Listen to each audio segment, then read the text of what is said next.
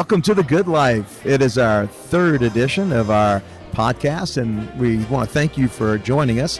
It's now gone out to all 45,000 of the app and media registrants, and if you're looking to find it, we also have it out on YouTube. So we thank you for reaching out to us. By the way, we're also looking for steak restaurants and sponsors who might want to join us and again advertise on the podcast. We're very excited about the success that it has had. We've had many people say that they've really enjoyed it, and it's something that we're going to continue weekly all throughout the year.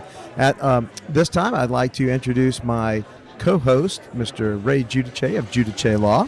Thank you, Frank, and thanks for having us here, Flemings. Beautiful room, lots of action. We got a great view. And our preferred guest, Mr. Ted Jenkin of Oxygen Financial. Do you think we would do one of these at Steak and Shake and pull a Paul Giamatti and do one of those and have like a bottle of wine and get the $3,000 Malbec and have it in a paper cup? By the way, really great movie. Wasn't that an awesome movie? Tremendous. You know, I've got many of the friends who are like the buddy who was like the self-destructive guy. Who doesn't? We all got that guy. No one understands my plight. Right. Yeah. And that's the guy that at the end of a night, a long night of drinking, you just got to beat him up because he will not shut up. Quick story. Last 2 years of high school spent in way upstate New York. It was that or Boys Town. Okay, those are my options at that time. And Bing was booked. Right. Yeah, hell of a dad. So middle of winter, and of course we're out drinking. We're 16. We've got altered library cards, and we go down to the Bend and Elbow, and we each drink 5 gallons of Genesee cream ale. Yeah, right. You know. And there's one guy, and I'm going to call him out, Tommy Masterson. And you would think, Duffy, Masterson, it's in his blood, right? He can handle the Irish sauce. Guys are professionals at that. Cannot handle the sauce.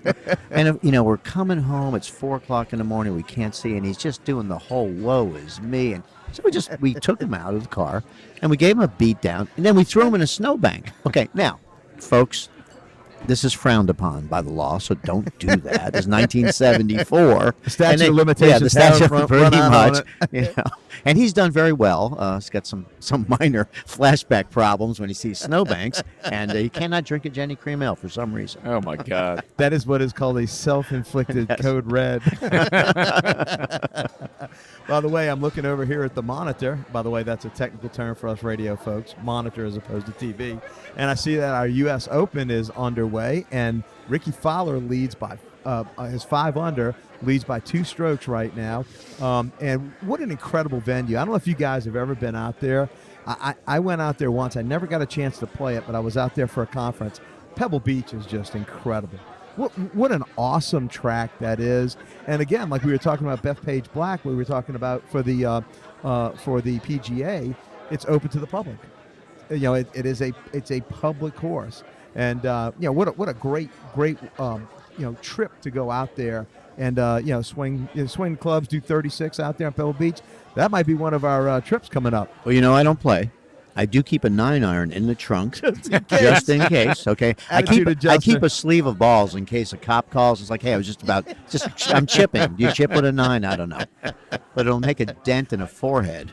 The 9 will actually cut. It'll sever. Well, they have a deal there that is pretty good. I had somebody who was talking to me today. They're paying $3,400. You have to stay there for 3 nights, which is included, and then you get to play Pebble, Spyglass, and one other course, and it's 3 courses. How bad could that be for 3 days? And Spyglass is almost as good as Pebble. Yeah, it's absolutely. Fabulous, right? But those are the events, the guy events that you guys like us going to the Derby a month ago. Going to Braves game this weekend, sit in the suite, the 680 The Fan suite, or maybe Jay Cunningham's suite, or maybe down with the people on the third base line. And, doesn't he have a suite at every place? Is that Cunningham? JJ's got one everywhere, right? You just go and say, I'm in with the Cunningham group. That party's in the back. We love you, Jay, buddy. We love you. I will one, if not this show, a different show, talk about an evening with Jay Cunningham, Chris Domino, a bunch of other folks in a executive hotel room down in Florida at Brave Spring Break. Oh my gosh! And long story short, I'll do it right now. Winds up with Jay sleeping on on the bench of a golf course with his dog Petey leashed to the bench. And of course, they finally get him and we bring him. It's like, hey, Jay, there's gators. Yeah, absolutely. There are gators in those ponds down there, you know? Come back and I'll just be left Petey's tail. Poor Petey's collar. Well, let me ask you guys, do you guys have any plans for the summer? Any trips that you guys are planning with the family? I do. Or? I do. Well, I don't care about the family. I mean, I'm gonna take some trips, but I am going in a couple of weeks. Again, I'm not a huge golfer, but I do enjoy it for the experience, and Sure. I think this is part of the good The life. event, yeah. So I'm going to go up to Pinehurst for 3 days. That's right. I'm just playing number 4 and number 8 because I should bring my sand shovel because that's probably where I'm going to be most of the time on that trip. What I'm most excited about is, as opposed to going to an international trip, I'm just doing small city trips this Sure. summer, and Yeah. my wife and I are going sans kids out to Santa Barbara for about 4 days, and we're staying at a really boutique hotel called the California. And it's just one of those things that sometimes you have to go to cities like that and just soak it in, have Right. some wine, some Right. food, and just chill out at the Yeah, pool absolutely. and catch the action, and it should be a lot of fun. Yeah, you don't do the forced march to see all the different things. No. Just go hang out. Absolutely. I when I travel, I have what's called the one event a day rule. That doesn't mean you don't Yeah. do several things that day. Right. But only one thing that's an event.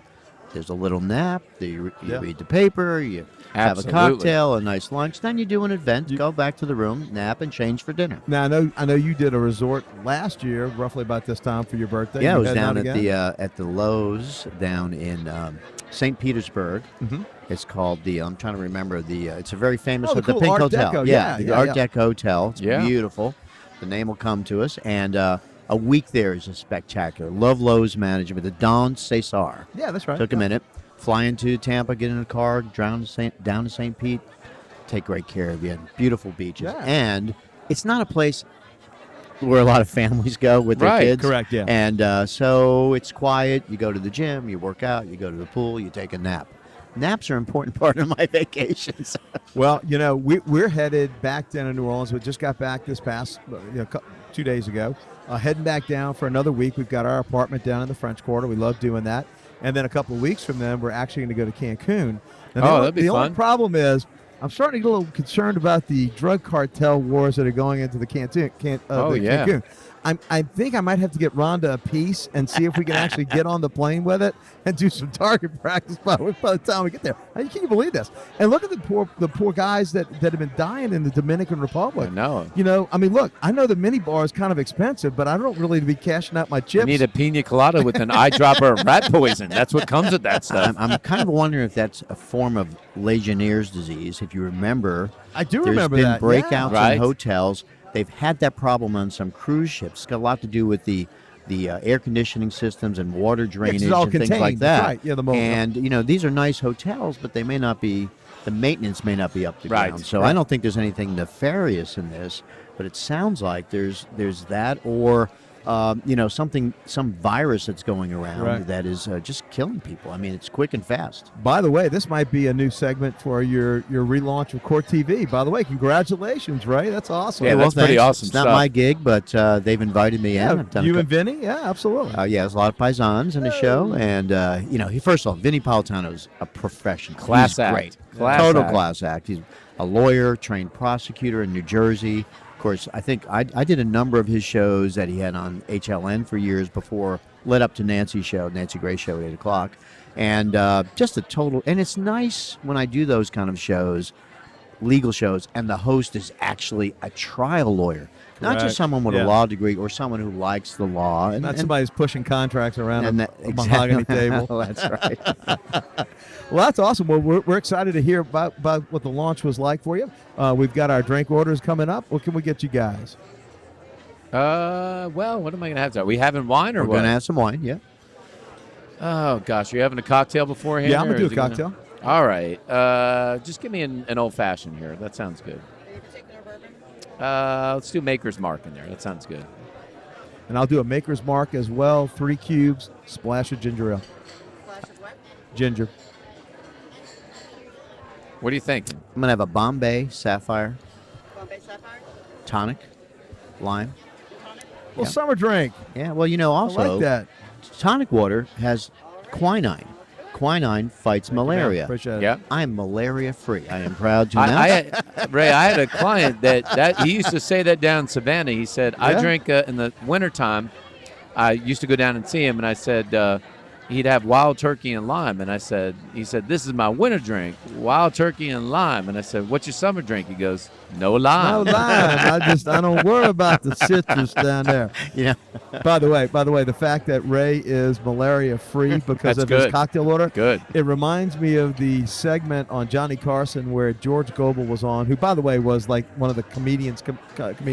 And it was the same night that Bob Hope was on and Dean Martin was on, and they brought out George Gobel last, and he said, you ever feel like life is like a tuxedo and you're a pair of brown shoes? He was the last one on. Well, one of his shticks on there was the fact that he was telling Johnny how he was a Marine pilot, and he was a Marine pilot in World War II. And they go, where were you stationed? Iwo Jima, Guam, Philippines? He goes, no, Oklahoma. He goes, I was stationed in Tulsa, Oklahoma. And Johnny goes, well, what did you consider your war record to be a success? He goes, well, the last time I checked, the Japs never made it past Kansas. So, yeah. By the way, that was not politically incorrect back not in the bad. day. Right. So this is just a Yeah, reference. this is Yeah. Since it's still on YouTube, and you right. can find it. fabulous way. Cool, guys. Well, listen, I have to ask you now. We were talking about I am going to be heading out to the Braves again as tomorrow as well, and I know you're out there at the 680 Suite all the time. Our buddy Chris Domino's out there. What do you guys think about this Braves run, man? I mean, they've had a heck of a run the last week and a half. I love the youth, the athleticism. I think they make a lot of mistakes on the base paths, but Yeah, that was. And by the way, Ronald Acuna does not need to be diving for balls out instead. If he's fast enough to get underneath them, I think he just does it for well, effect. I think that he's positioned too deep. They need to work with Agree. him. I mean, but here's what I think: between Snit and Ron Washington, these kids are getting coached up. They're getting better. We're Yep. only game 40. We're not even at the All-Star break. I see them getting better every day. I love their at-bats where they're taking pitches. I love the veteran mix at Correct. first base and at third base. But I would like to see the starting pitching. I mean, they got to go 6-7 innings. You got to go. It's not July yet, kids. You Yeah. can't kill the bullpen in June. Well, and again, we've got such youth. Again, very promising. And Dallas Keuchel, getting Keuchel is going to be a big That's plus. a great pickup. He's a Yeah. great playoff pitcher It'll- too. Right. It'll take him a month to probably get into shape, but I think that'll help. But you've got to get these young kids, like Ray says, going deeper into the game. And I think having a veteran like that who may just take that ball and when somebody comes to the to the mound and say, go back in, Snit. I'm going 9. Let me show these kids how you do it. I mean, I think what's been awesome has been the power they've been displaying because the Braves are on pace to hit more than 800 home runs. Yeah. And that's not quite as much. There was a Braves team that hit 900 home runs when Javi Lopez was McGriff, hitting, right. Yeah, hitting 40-plus home runs. But, I mean, the power of these young guys in that lineup are unbelievable. Side note, Otis Nixon was in our office last week. Oh, wow. And he's an interesting, Otis, my really man. interesting, an interesting guy. Had small, I think, cocaine problems. had some somewhere issues. on He's had some somewhere things. along the way. Yep. And it was interesting seeing an ex-baseball player that had like 9 gold teeth. I hadn't seen that before. So he was in there. He had a but grill, huh? And by It the was, way, it was pretty darn cool, but a real one. This wasn't like the fake grill that Little John has and stuff like that. This was like that you get at the 7-Eleven. I'll take the grill, a vape, exactly. 5 Red Bulls. and some, Whatever. some grape Swisher sweets in there too. You That'll work. got any of that K2 back there? Yeah. And by the way, our good buddy Jay Cunningham, who we talked about a little while ago, is very good friends with Otis. Is he? Yeah, He's such a nice guy. Real good buddies. Jay's also good friends with Evander Holyfield. Oh, absolutely. And Because Real deal. Rocker came in the week before Frank, and Rocker had told a story about because he's a diehard Republican, Frank, and he came in. Basically said the funniest thing he ever did is he went to D.C. and all day he wore a shirt that said "liberals are pussies," and that's what he just wore that around all day because he's a monster. And he's a big boy. 6'5". Yeah, he's He a said, big boy. I just want to see if anybody was going to say anything to me. Nope.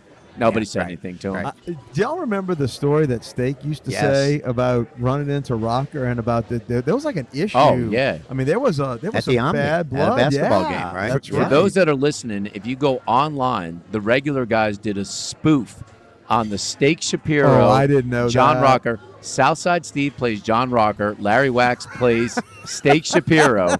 And when I tell you it's goddamn funny, it is goddamn funny. Well, now speaking of, I understand, talking about our radio connections, that you just threw a little get-together. I say little in quotations, a little get-together for some of the folks from 106.7 since, Cumulus had sold them, and before everybody, kind of scattered for the hills, for not only listeners, but the on-air talent as well. Tell us about that. This is great. We've all been, invited to do guest appearances on different shows. So for a couple of years now, I've been a daytime guest at 9 a.m. on the Shannon Burke Show, which is, it 106.7 was a 4 or 5 Republican radio shows in a row. It was the Kimmer, Mike Brooks, Sure. Shannon, Shelley Winter, a little out of his mind. He was on there, every morning, but great guys. But Cumulus is short on money, so they sold the number of stations for $103 million to Christian rock radio. So the station had no money to do anything, and I said, hey, guys, let's just go out. I'll say, text Shannon at 89800. A few people want to come to the office. We'll throw some beer and some dogs and stuff. Before you knew it, we had 1,200 people. I didn't have a permit. I didn't. Downtown Alpharetta. This is at my office. Yeah. My parking lot's the size of a shoebox, and we had But you have a 1,200 cool people. road that it's down, so it's kind of Yeah. almost like a private road. It worked out well because there's a private road. But when I tell you that I know there are a lot of people, some people vote Democrat and some vote Republican, but the people that came out, I don't even know what you call them. When people say, let me say this to you, about 20 minutes into the event, the guy comes up to me and said, hey, are you Ted Jenkin? I said, yeah. And he goes, thank you for doing this for your country. And he said, my name is MAGA Mike. I said, MAGA, your Make first America name great is your again." first name MAGA and your last name Mike? He goes, you know what MAGA stands for, right? Yeah, I know. This guy, Frank, had a cutoff shirt. He had cargo shorts that were clearly soiled. He had white socks that you can tell like he had played in the dirt for 9 hours, and those Timberland boots that he must have had since 1987. Right, when they were cool. He said, come down to my car because I made you a small gift. And I thought, oh, what a nice guy. He must have made me some sort of nice gift. So I said, okay, MAGA Mike, I'll come out, walk to your car. I walk to your car. He hands me a Bic pen. Now, if you remember Bic pens, like the white Bic pens that have like a black top Yeah, and stuff like that, I said, oh, you made me a pen? He goes, no, open it up. So I shook the thing, and I heard click, click, click, click, click, click, click, and I thought, it's a is this thing timer. ticking? I open it up, and he had carved me a shank.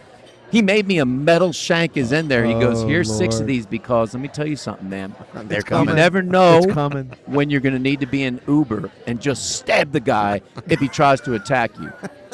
So tell you what, MAGA Mike, I am so grateful you made these shanks for me. That's tremendous. Personally now, Mike, I said, I don't have a use for shanks. So you may need to give this to a few other people here. Who, If a few of my asset managers don't get working, I might have to. there's a few more shank-deserving people at the event than me, Mike. I'm so appreciative, but I'm going to decline taking this nice spear that you made at home. Which is, in fact, an illegal weapon. I mean, let's just be candid. And especially since it's like it's camouflage as the pen. Frank, that was only second to the guy who literally, when I tell you, I'm no kidding, made me an 80-pound rock that he carved in "Make America Great Again," Oh, and he said, "This will look great on your doorstep." And I said, "Yeah, I'm sure my HOA will like the 80-pound Thank you, ma'am. "Make America Great Again" on my doorstep." Ma'am, if you don't mind, if I could grab a little bit more ice. I thought there might have been big cubes, but yeah, that's fine. Just a thing of ice. Perfect. No, that's fine. Oh my gosh, Frank, too if funny. you want the big cube, you know gotta you've say- got I it gotta right. say, One big I cube or need too the small. giant cube. You want to know There you something go. though, guys? In 2 weeks, I say this out loud: $12 million of money moved from the event. That's incredible. Really? That is incredible. When I'm telling you, there are 3 country bumpkins in Brazelton that got like $5 million.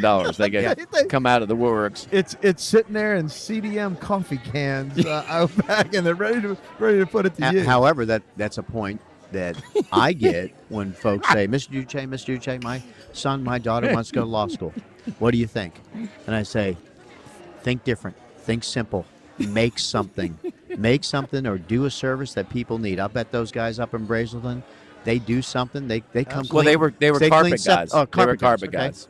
Who cleans septic tanks? Thank you, ma'am. Somebody does. You'll make a buck. You'll make a Ray, good buck. one of the people that came in that had quite a bit of money, and folks, this is when you think about like the good life and jobs that you're not thinking about, Right. is one of the top koi pond cleaners Okay. in Georgia. And I thought, I didn't know there was that many koi ponds in Georgia. And what Bet he's the got? dude What's cleans he up? got to carp about? Yeah. Thanks. I'll be here all night. We'll be here at Flemings all night. By the way, try the steaks. They are absolutely incredible. He doesn't do it for just a fin either. I'll bet. Yeah, there we go. What are we here at the Bush Belt or something? It feels like improv night at the Catskills. Gentlemen, cocktail, salute. Absolutely. Salute. Yes. Salute. Chin chin, boy. Oh, my God. But that I can tell you was some funny stuff. And, I have to say, I think a lot of people don't realize, and you guys know over the years about how many people will listen to you for years and years, and it's nothing to you because you've been doing this for 15 years on the radio, you be on TV, then people meet you and say, well, you don't look like I thought you looked like at all, it's just interesting. And, I was going to bring this up later, but now is a great time to do it. I wanted to talk to your talent, both of y'all, on doing that, of working on a weekly basis with the on-air talent and that relationship and that trust that you build with them on air. Yeah, it really takes a long time.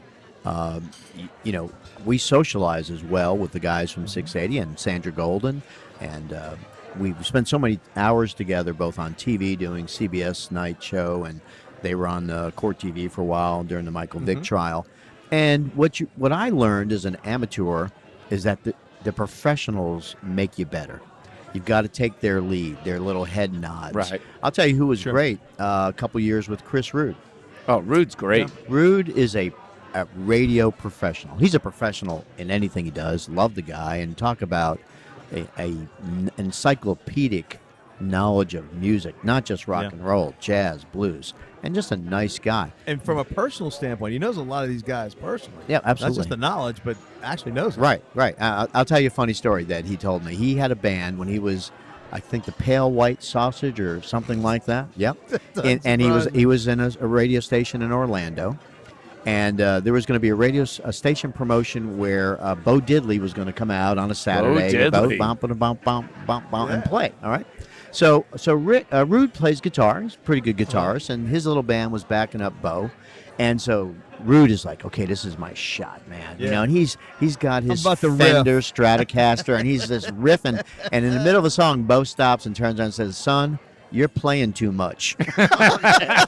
This is Bo's time." And Bo knows. Bo knows Didn't guitar. Bo lose a toe or something like that? He was a rough Yeah, he lived he's a hard rough life. cat, right? I saw him at the Moon Shadow, which is over on Briarcliff Road by Emory, 83, 84. He came up with that box-shaped guitar and played the same. And in every Bo Diddley song, he mentions Bo Diddley. Bo Diddley features prominent in every Bo Diddley song.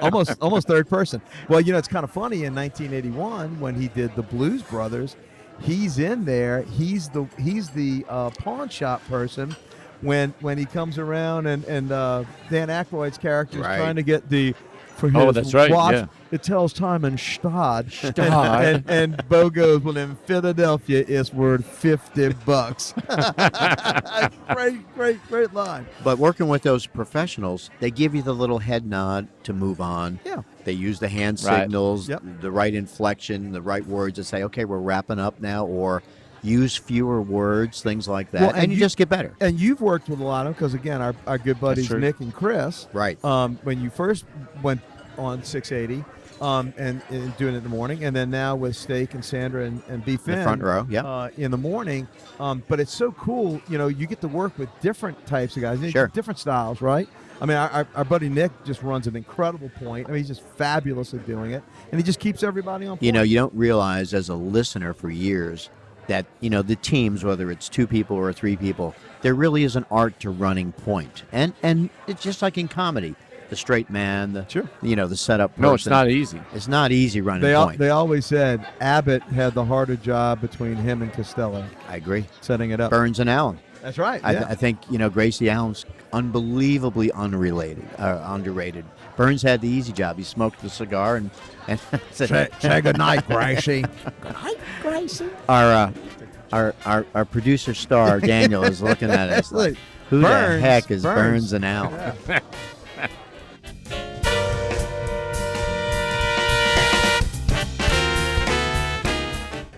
Yeah. I got to tell you, Ray, when you were giving that Scottish dinner order, I'll never forget one of the funnest trips I ever took. It was Rhonda and I's first trip that we ever took. We were going out, I guess, about 6 months, and she and I went over to Ireland. We did 7 days in Ireland, had a blast, enjoyed ourselves, and then I booted her back to the States on a plane. You did? And my buddies came over. And you golfed? And we did. We puddle jumped over to Scotland, and we played Carnoustie, Troon, the old course twice, Prestwick, Royal Dornoch up in the Highlands, Turnberry, just incredible golf. And I'll never forget, one of my buddies had a caddy, and he was not having a particularly good day. And so when he teed off and sprayed his fifth or sixth drive of the day, hooked it into the heather and the gorse, his Scottish caddy, all he does is sat there, he goes, "Oh, me Jesus." He goes, "Lord, please release me, let me go." And so I'm like, well, you better hope he's not giving the tips. But you did much better with us on the tips. Now, I do have to mention, we were talking about trips a little while ago. And again, you just had your daughter Olivia, graduate from college. Yeah, graduated school. I wanted to see if there's any new, any surplus money that's come in, and what have you done with it in that 3-week period? Any windfalls yet? I'm still trying to get her off payroll. That's the thing. I just said to her, I said, listen, the gravy train has ended. The funniest thing is that she was on the corporate company credit card, and we had to go apply for her own credit card. And she goes, so this means that I'm paying what's on here, and it's like, yeah, I'm not paying for your shit anymore. That's what's happening. I just want to be able to say this in a language you understand, that when you and your boyfriend go out and eat pizza, it's not my job to pay for it.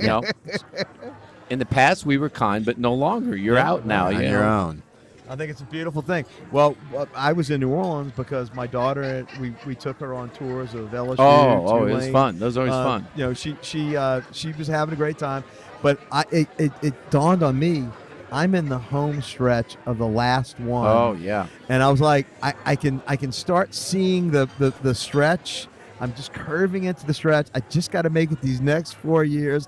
And then I think I'm change my address. I'm going to change Let me tell you guys this. I'm going to tell you blocking something everything serious.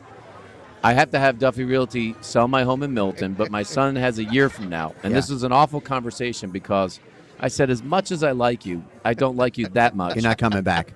I said, I went down to Chastain here, and I put money on a lot, and I'm going to build a house right out of Chastain. Awesome. With 1 bedroom. No guest room. Yeah, exactly. It's a yurt. That's what it is. It's a yurt.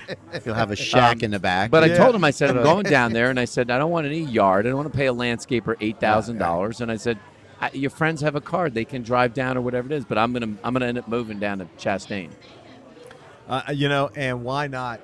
Now is the time when you're going to have a good time, have fun. And let me tell you, that added income, that just is the upgrade to the George V. It's the first class seats wherever you go. Well, listen, I never had any. I never had kids. And the reason was you want to? I was afraid they might turn out like me. Well, let me tell you guys something interesting here. This might be a business opportunity for all of us here. And Frank likes these business opportunities. Absolutely. But he does. All 3 of my kids, I want to say that they're Mormons in this sense. I don't know how, because I was the anti-Mormon, because I drank in college. I did all that stuff. They won't drink. And I can't get them to drink at all. And I'm like one of the worst fathers in the world, because I'm basically saying, what's the matter with you? Get a red Solo cup and look like you're drinking. I will say, as a person who's just entered his 35th year in the practice of law last week. And like you say, continuous. 35 in a row, no timeouts from the State Bar of Georgia, no rehab assignments, and only 1 divorce. I think that's doing That's pretty not bad. That's not bad. Good.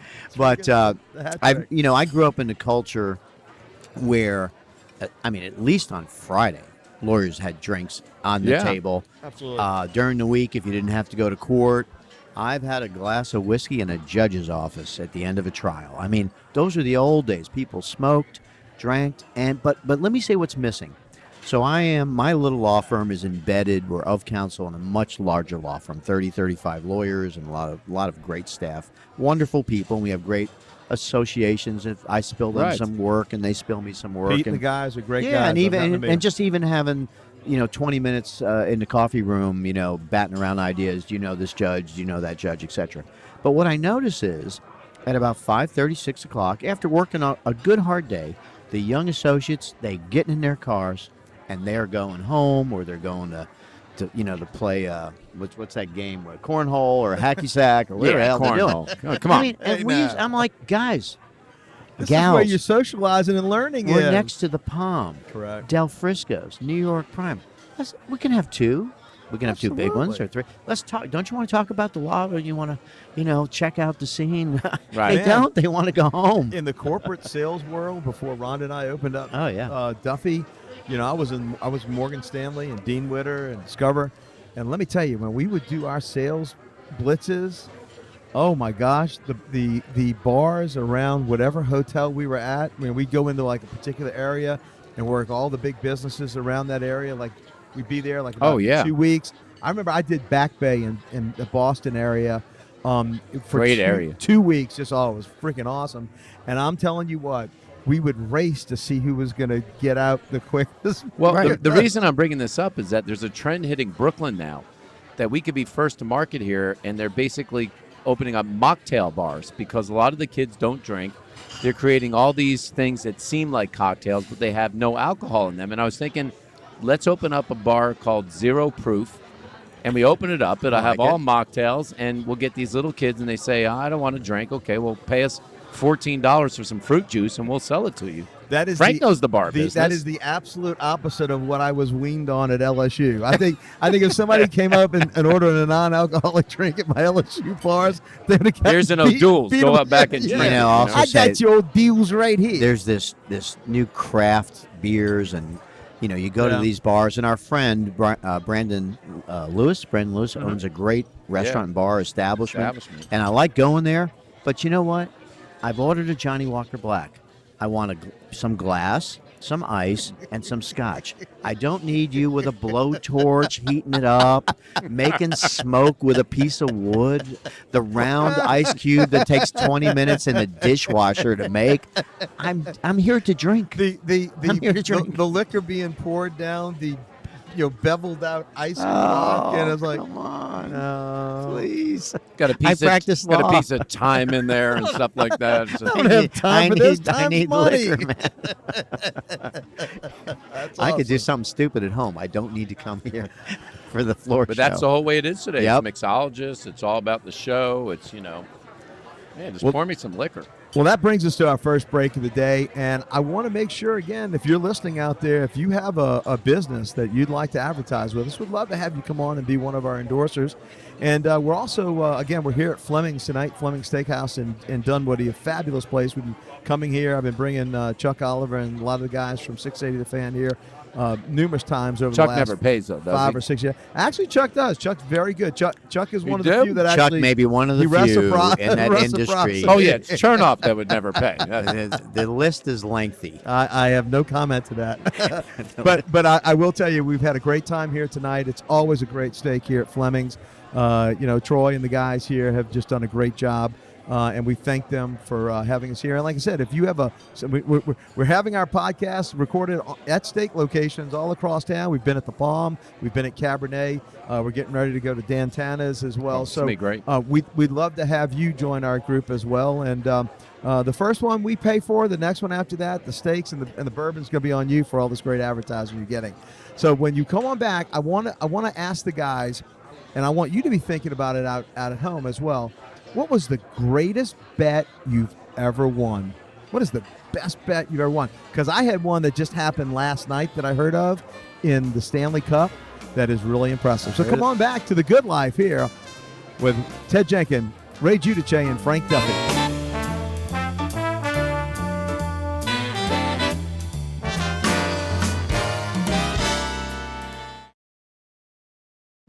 Thinking of buying or selling your present home? With inventory low but interest rates continuing to rise, you can't afford to wait, and you can't afford to overpay an old-fashioned agent a ridiculous 6 or 7% of your money.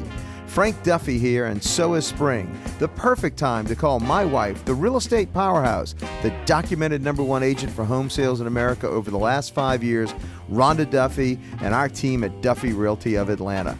Rhonda's close-knit group of experts by specialty do it all with our trademark Duffy Secret Marketing Formula to get you paid top dollar. With Duffy's selling flexibility, you call the shots to sell at your price, on your terms, or take it off the market.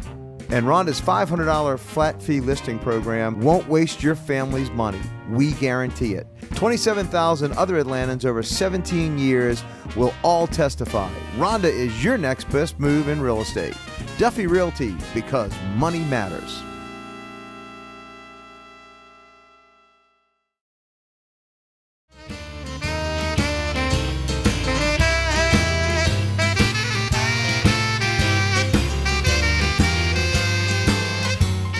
Bring it back in. Might need to hit Magic City after You're not lying.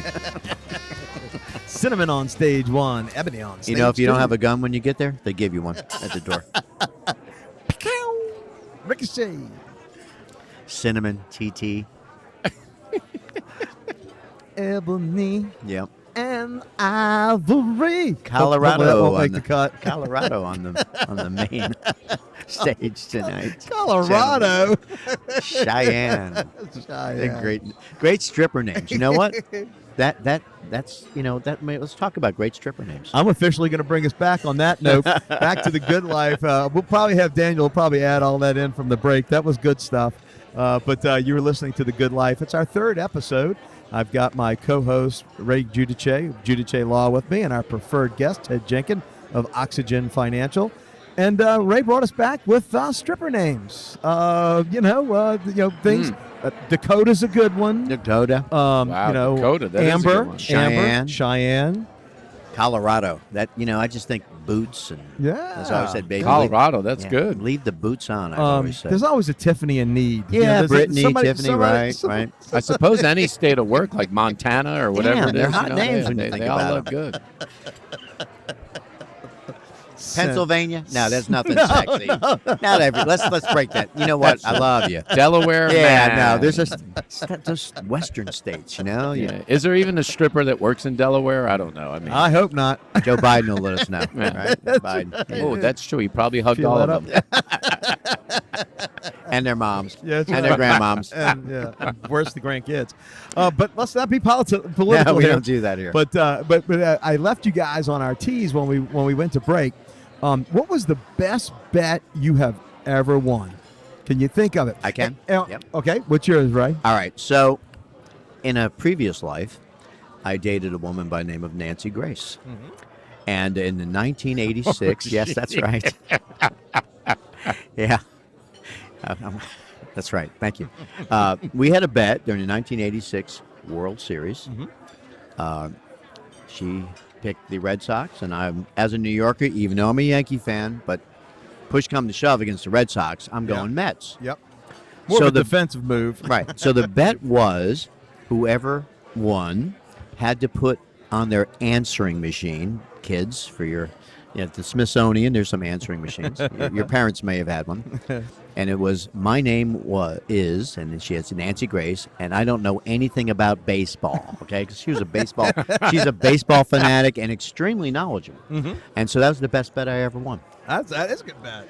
Not Wow. And monetary. we but had to leave it it's a on until check. spring training. She had to stay I on like her that. answering I like machine that. till next spring.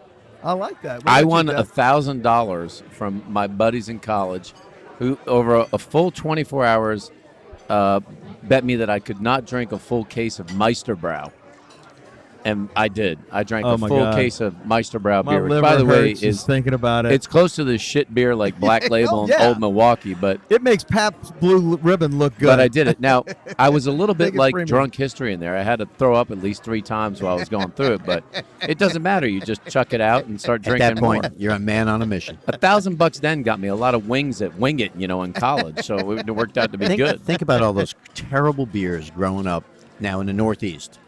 Carling Black Label. Oh, God. Black Label. Schlitz. Yeah, Schlitz. Schmitz. Schaefer. Schmitz. Rheingold. Red, white, and blue. Oh, yeah. Old. Pabst- what is Pabst it? Blue Old, Iron Ribbon. City Light. Oh, Iron City. But actually, Iron City wasn't too bad. Now, It was- PBRs have come it was back. cheap. Yeah, It they've was The come back. kids love the PBRs. Is that not right? He's Well, saying that's no. that's the kitschy thing. Well, the reason I brought this up, I don't know if you guys saw, but yesterday, it's amazing this guy bet this, but one St. Louis Blues fan put, I think it was a $500 on 250 to 1 on the St. Louis Blues To win Game 7? winning their first Oh. Stanley Cup. How much right? money you put down? Well, I think it was 500 for on a 250 to 1. So he did it back in July. Right. And it reminds me of the time that I actually bet the Patriots. For some reason, the Patriots. This was like 5 years ago. I think it was 2014 or I think it was 2014 that season, the Super Bowl 2015. The Patriots were getting 8 to 1 odds before the beginning. I said, "Oh my gosh, the Patriots! That's too much money. They might not win it, but it's too much money." To walk away. So I put 500 on them, put 500 on them, and that was the Super Bowl where, for some ungodly known reason, what's his name, the Seattle coach, Pete Carroll, decides that instead of handing the ball to Marshall, Lynch, Oh, I remember. who could have just bullied his way in, he was killing people. He threw it a slant, and the New England guy cut in Picked front it of up. it. He jumped it. And it jumped was the route. It was Yeah. a $4,000 win. It was one of the best wins, and it was so funny. I made it at the Stratosphere because I heard their sports book had an 8 to 1 on it, and everybody else had 7 to 1, and it was the smartest play to go drive in the cab to get that extra point, right? Frank talking about betting is bringing me back to the Derby, and I don't know if I've quite shaken it out of my system. Still hanging up on you know, that. listen, And by the way, I think I still have some of that bourbon coursing through me. We drank, when I tell you, Ted, we left there, and I have most of them, by the way, at my the house. glasses, yeah. I have at least 3 dozen like Lily glasses. We were in a frenzy on that first day. I certainly slowed down a little bit on the second day, but on that first day, it was like somebody rang the bell and the gates opened, And we were we had off. a wonderful guy, Charles, from Yeah, Memphis, who correct. works the Derby. Yeah. And after about a couple hours, he just said, "Gentlemen, this is a middle-aged fellow, nice guy. Yep. I think he does heating and air conditioning work," and said, "I am your man. You will not buy alcohol from anybody else. I will take care of you for And the he next did. 3 days." What are you I got gonna a great- do? What are you gonna do with I all put the a great glasses? picture up. Frank's got Oh, him. it's- Apparently, Frank's children have never drank out of a glass The that was not kids obtained at the started Derby. drinking milk at 3 years old out of Yeah. Derby glasses. I mean, the only thing that would be worse would be the Flintstone jelly glasses. from back It would be in the worse. day. So the betting, I need to shake that out of my system a little bit. Now, let me ask you a question, Ted. I wanted to bring this up and see what you think about Yeah. it.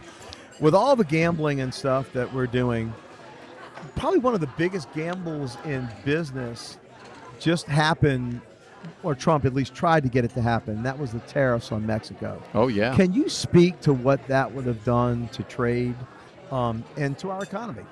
Well, I think a lot of people look at China. I mean, that's probably the biggest area where people talk about tariffs. And at some point, you have to think about if two countries are basically making the same thing, you got to have fair trade between what we're making. And so the automobile industry is a great example that we were exporting cars to China, and they're charging a 25% tariff. We're importing their cars at a 2.5% tariff. And when we build a manufacturing plant in China, they want 50% of the intellectual property and the profits. And then they steal the other 50% of the intellectual That's right. property. And Yeah, so espionage. at some point what happens is, and I think this is hard, whether you like the president or not is irrelevant. You have to think about business as the a whole. results. Yeah.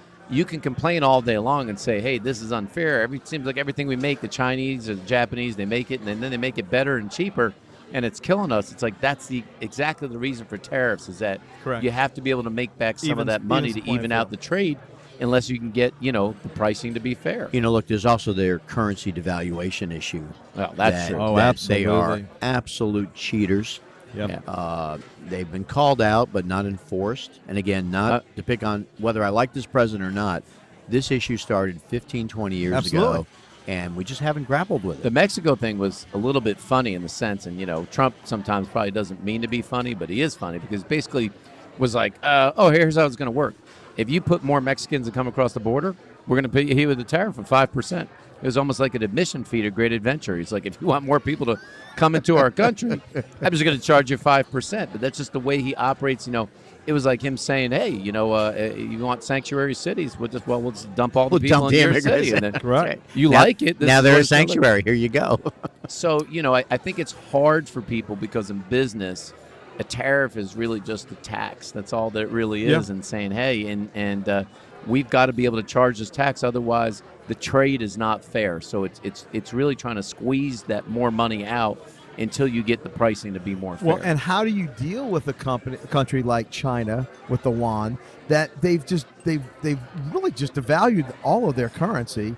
They're building cities that are never going to be inhabited in. I mean, they're propping up their economy. They just that tear way. down stuff and build it again. I mean, that's really Yeah. what they've done. It's challenging. This is the whole concept of why people half like the Bitcoin. And I'm not telling you that it's not fake money. I'm just saying that people like the idea that maybe one day, if I buy a Coke for a coin, it's the same coin wherever I buy it. If I buy it in Correct. Cambodia or The value. China or Brazil or United States, it costs one coin to get a Coke. Whatever you want to call that, I think that people like that idea, so there's not this whole idea of swapping currency. Well, I think those are the same people that don't like borders and Yeah. like the European Union, which has basically destroyed, in my opinion, the small, France and Germany dominate the European Union.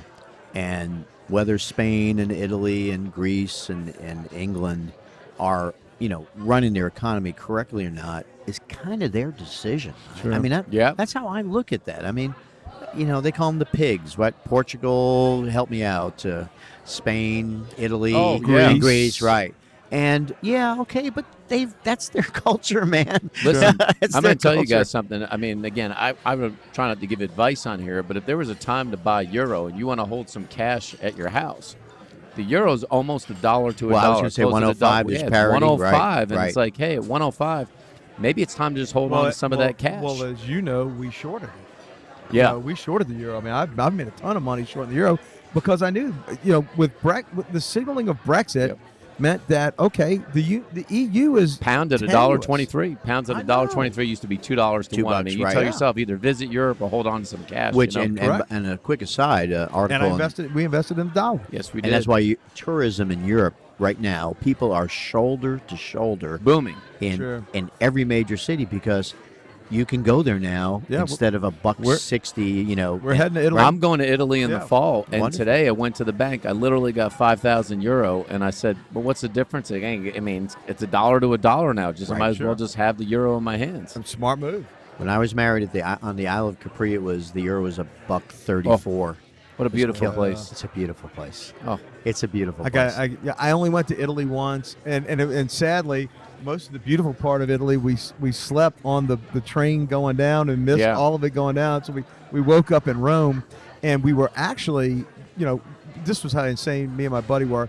We were going to see like 4 countries, go all the way to Greece in 17 days. It was like even we realized, okay, now we're getting to that's Rome, crazy. we're heading Right. back up. Yeah, That's right. it. Frank, of the no I'd rather joke spend 3 more days on the French Riviera. of the no joke of no joke, if you go to Capri, and this will sound very touristy, but it's not, is find a cafe, just get a caprese salad, Yeah. and have them make the fresh baked ciabatta rolls, and it is the Yeah. best friggin' Or thing go that up the you will hill ever to have. the mountaintop. It's called Anna Capri. Oh which yeah, you go very up the few little tourists go up. You take little, the trolley. I did. I took the little ski lift Yep. up there. Beautiful. Which it ain't all that safe, Ray. I mean, they got Hey, Yeah, I mean- if you're gonna wait, I got my if you- leg swinging. I was like in a basket If you're going up gonna there. I think I was die- gonna fall out. If you're gonna Yeah, die, That's not a there's- bad way all to right. die. And by the way, Like a just freak. tied. I was married in Isle of Capri. I was divorced in Birmingham, Alabama. Okay, so. So on that note, I'll have a double waitress, please. Hey, you know what? You know why divorces are so expensive? What's that? Because they're so worth it.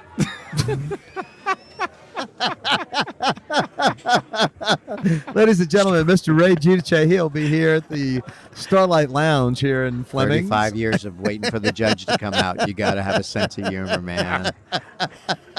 There's a lot of time clicking your heels. That is a beautiful place, though. And Gorgeous, if yeah. you spend time down in Positano before you take the ferry over. Ravallo, Sorrento. Oh, my gosh. And you know one thing, and of course, this I'm talking about my people. I'm very proud. You can't get a bad meal in Italy. Oh, no. You can be on the highway or whatever, and stop at the road stop inn, and it will be the best whatever it is you ever had. I remember even just being in Rome, just walking down a side street, walking into a little trattoria, and man, it is just phenomenal. And it's not the Americanized version of Italian food. It's, I mean, you know, you're eating mussels, you're eating, fresh seafood. I mean, you know, Italian's great seafood, though you don't really have it a lot here, right? You know, and by the way, same thing with Paris. You were talking about just great having food. something I simple. admit, fantastic. Some of the best food we ever had in Paris was sitting out on our little balcony with French bread and some cheese. Right? I mean, that was dinner. We going out tonight? No, we're just sitting right good. here, We're little bottle of wine, Yeah. and we're good to go. I agree. Now, And Spain, very underrated. Third place. That's true. A little simpler, a little cheaper. But I tell you, I had a great time in Barcelona. Yeah, I was just going to say, Man. Barcelona. Now, the only thing is this. If you're going to go out in Barcelona to have dinner, don't leave the hotel till 9:30, 10 o'clock. Oh, it's a late night. They're It's- not even open. No. There, you walk into a restaurant there at 9:30. They look at you. Can we help you? Are you lost? Yeah.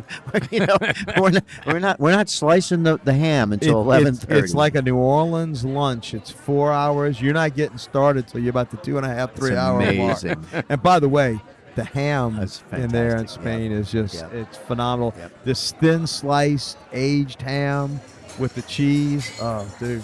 Yeah, that's fabulous. All right, now I'm ready to go, man. Now, we're actually going. We are going to Italy later this summer. Oh, it'd be fun. So we're doing that. We've always wanted to go, and like you said, right now, you got to go to Europe. Your money's buying. Yeah. By the way, it's the exact opposite of what it used to be. Remember 15 years ago when all the Europeans were coming here, because it was almost a 2-to-1 at that point. Absolutely. I mean, they would come here. They would go on vacation for half the cost, right? So, but anyway, again, one of the great things that we're doing this summer, and it's all about the good life. In fact, that's what our podcast is all about. You know, getting good food, good drink, good entertainment. In fact, I just got my Stones tickets. Came in the mail today for New Orleans. Yeah, Did you? That's going to be unbelievable. They're playing the Superdome. Do you know who's sponsoring their tour, by the way? Yes. It's really, really interesting. Financial. It's a financial company called like the Alliance of Life. Yes. Oh, and they're cool. talking about how baby boomers shouldn't run out of money. Absolutely. And I think Mick's not going to run out of money. You never know about Keith. I mean, that's a, You know, interesting when Mick needed his heart repaired, rather than going back to England in the socialized medicine world, he had it done at NYU. Is that interesting to anybody else? And Who better secondly, than juice to fix your heart? I mean, you know. go, I want my doctor's names end in Berg, Baum, Stein. You got a Stein in here to fix my heart? Good, I'll take that one. I don't need an O'Reilly. if I want my carburetor Unless fixed. it's the liver. Maybe they have a special. I don't know. You never know, right? Second thing is, if you're there, if you can ask Keith Richards who his doctor is, please let me know. Whoever can keep that bastard alive Van can Helsing. keep me alive. Van Helsing is his I thought it was friggin' Dr. doctor. Vinny Boombatz. Oh! Oh, look at this timing. Right as we're about to go to Perfect. break. Look how awesome this is. Wow. Well, we're going to stay on it. We'll get the food, and then we'll go to break real quick. I want to get some great shots of these steaks. Again, we're here at Fleming's tonight. Again, our third edition of the Good Life here at Fleming's. Thank you, sir. Yep, I'm gonna let you pass. it. That's you. Yep, right here. Right here, right here. You can land it right there, my man. Look at that. That's beautiful. Outstanding. Thank you. Oh, look at that, man. Omegas, That baby. little Omegas. baby swam upstream. Cool. Nice. Look at that one. Very nice. A little omega-3. That's Absolutely, right, baby, man. for the heart. Awesome. Thank you. Okay, we got the Wow, Yukon you guys potatoes. scored. That looks great. These Look look at that. great. You got the special too, Daniel. Outstanding. Daniel again is our technical guy, our producer here, keeping us sounding good and looking good on air. And Liz Got is this working first. hard. Yep. Thank you, Liz. Thank you, darling. Absolutely. Gentlemen, thank you. That's perfect. Brussels sprouts. That all looks Well, good. absolutely. You know. Well, I'd love for you guys to hang around with us and eat. In fact, one of these days we're going to have one of our listeners come on out and actually join us. We should. I I hear steaks. Nick Cellini will come for free food. Nick, are you listening If to he that? can get a pass. Nick, if you listen, If come he on can out, get a brother. pass. we want Nick love to that. hang out We one want night. Nick to hang out with us. Absolutely. Like I He said. would be one of my favorite one. You got to hang out Yeah, with us one but night. I'd be getting critiqued on point, so I don't know if I can have that. Nick would not be too probably kind, I don't think. It'd be brutal. Oh, beautiful. And we got our wine. Ray, I'm going to let you check that. You're the wine aficionado. Well, it's a heck of a label. And it breathed and breath. Wow. If You it guys will if- like this. If it comes without a corkscrew, it only passes my my okay. What are you talking about? You're in a box. Okay, come on. Thank you. Beautiful. Well, I got to take one This more all little looks good. swig of the bourbon to clear the palate That was tasty. for the Cabernet. You should always lay down a good foundation of alcohol before you put any food in your stomach. Big believer in that. And kids, don't forget, go with the ride shares. if I can give you one piece of advice, Gentlemen, make sure Uber it's a beautiful thing. and Lyft. Salute. Cheers. Gentlemen. To the good life. To the good life. Again, you're watching The Good Life. Ray Giudice, Ted Jenkin, and Frank Duffy, our third episode. So come on back after the break. And when you come back, I want to see, can you remember the most famous sports bra shot in the history of sports? And what came of it? And how has it affected sports and with women today? So come on back here to The Good Life, and we'll cue you in on the answer as we dig into these tomahawk-style ribeyes.